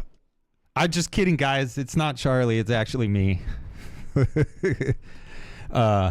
up? Yeah, we're doing this weird thing where it's like streamception, right? Just finished the episode with Benjamin, and I was playing this because this was a good episode, or a good batch of episodes that I don't know. Apparently, people are loving it. There's 52 people watching right now. So, what's up? But this point about the structural massaging and this kind of structural coercion, I feel like that's a huge point, and that's like, dude, huge. I don't know. It's a huge point, and I feel like not a whole lot of people really let it sink in the moment, and maybe there's people that haven't seen or watched or listened to this episode. But Benjamin's point about structural coercion. Oh, there's Dave right now. I hope he doesn't hit in stream while I'm in the middle of talking about this. Turned away for a second to talk to a friend, and I thought Ben and Dave's streams froze. Yeah, that's funny. So we're doing this weird streamception thing. What am I doing? What am I trying to say? Structural coercion. I feel like there were people who were in the live chat and people who, over the ensuing days, the ensuing conversations, people weren't really getting this point of structural consent. It's okay. Oh, so it's funny. It's my fault. I'm scatterbrained. Got a lot going on.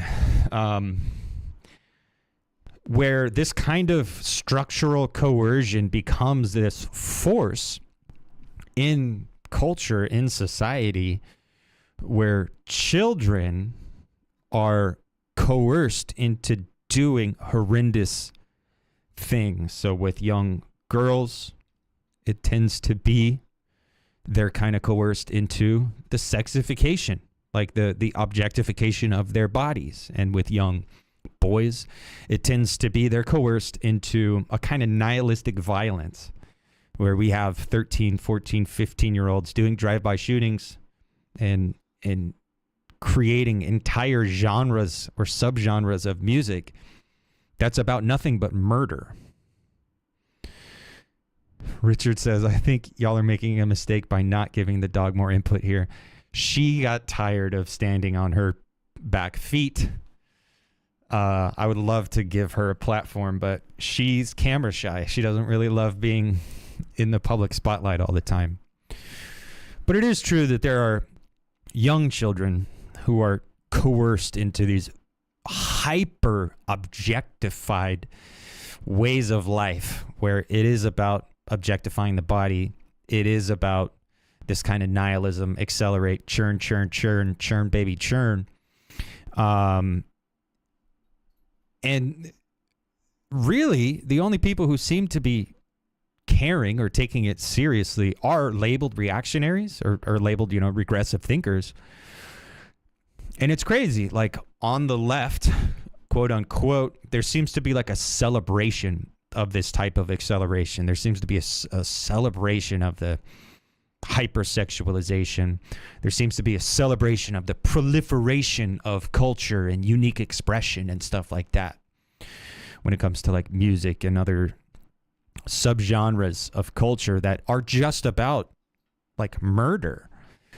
And then on the quote unquote right, you have people who are actually saying, well, now hold on a second. Let's actually take a step back and let's think maybe this isn't a good thing.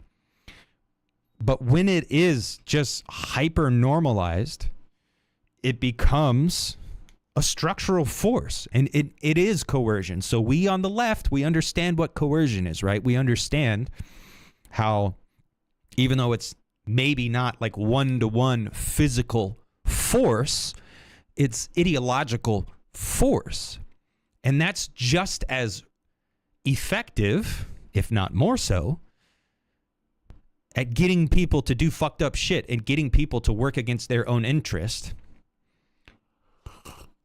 than physical force. We talk about coercion all the time. Talk about, oh, you're coerced into work, right? You're coerced into selling your labor power. You're coerced into objectifying your body when it comes to labor power. But it seems like there are leftists who don't want to admit that our children are being coerced into this hyper objectified, accelerated way of life where it's just about the body. And again, for young girls, it tends to be about the sexualization of the body. And for young boys, it tends to be about the physical violence that the body is capable of withstanding or not withstanding in many cases. And it just bothers me that people aren't willing to accept this structural coercion, this structural massaging of young boys and young girls into doing this stuff. There were people calling us reactionaries in this live stream and after the fact. And I think that's silly. I think you have to like deal with this shit. And this structural coercion, I think, is a point that you all should really, really, really internalize. Because it's a good point by Benjamin. I'm gonna go ahead and start playing the stream again and get back to doing whatever it was I was doing before I stream-septed you guys. Right now, it's disgusting. Look, very I'm few people disgusted who by the identify left. with the left would want their children or people they know to agree to anything like that. No, but they're in the habit of downplaying and dismissing this stuff and acting like it's a one-off and that these exceptions. So there's always this sort of, on the one side, the exception proves the rule. The exception proving the rule in this case would mean most people aren't doing stuff like that. But there's another case where the exception is a canary in the coal mine. And the problem is that we, without empirical research, we'll never know. It's hard to know. And sociologists aren't doing this work because they're all progressive leftist types of people who aren't going to think seriously about how there are fundamental realities to human relationships. We don't exactly know what they are. Somebody in the chat asked me what my thoughts on age of consent laws are, and I think that they're absolutely essential. I think they're absolutely essential.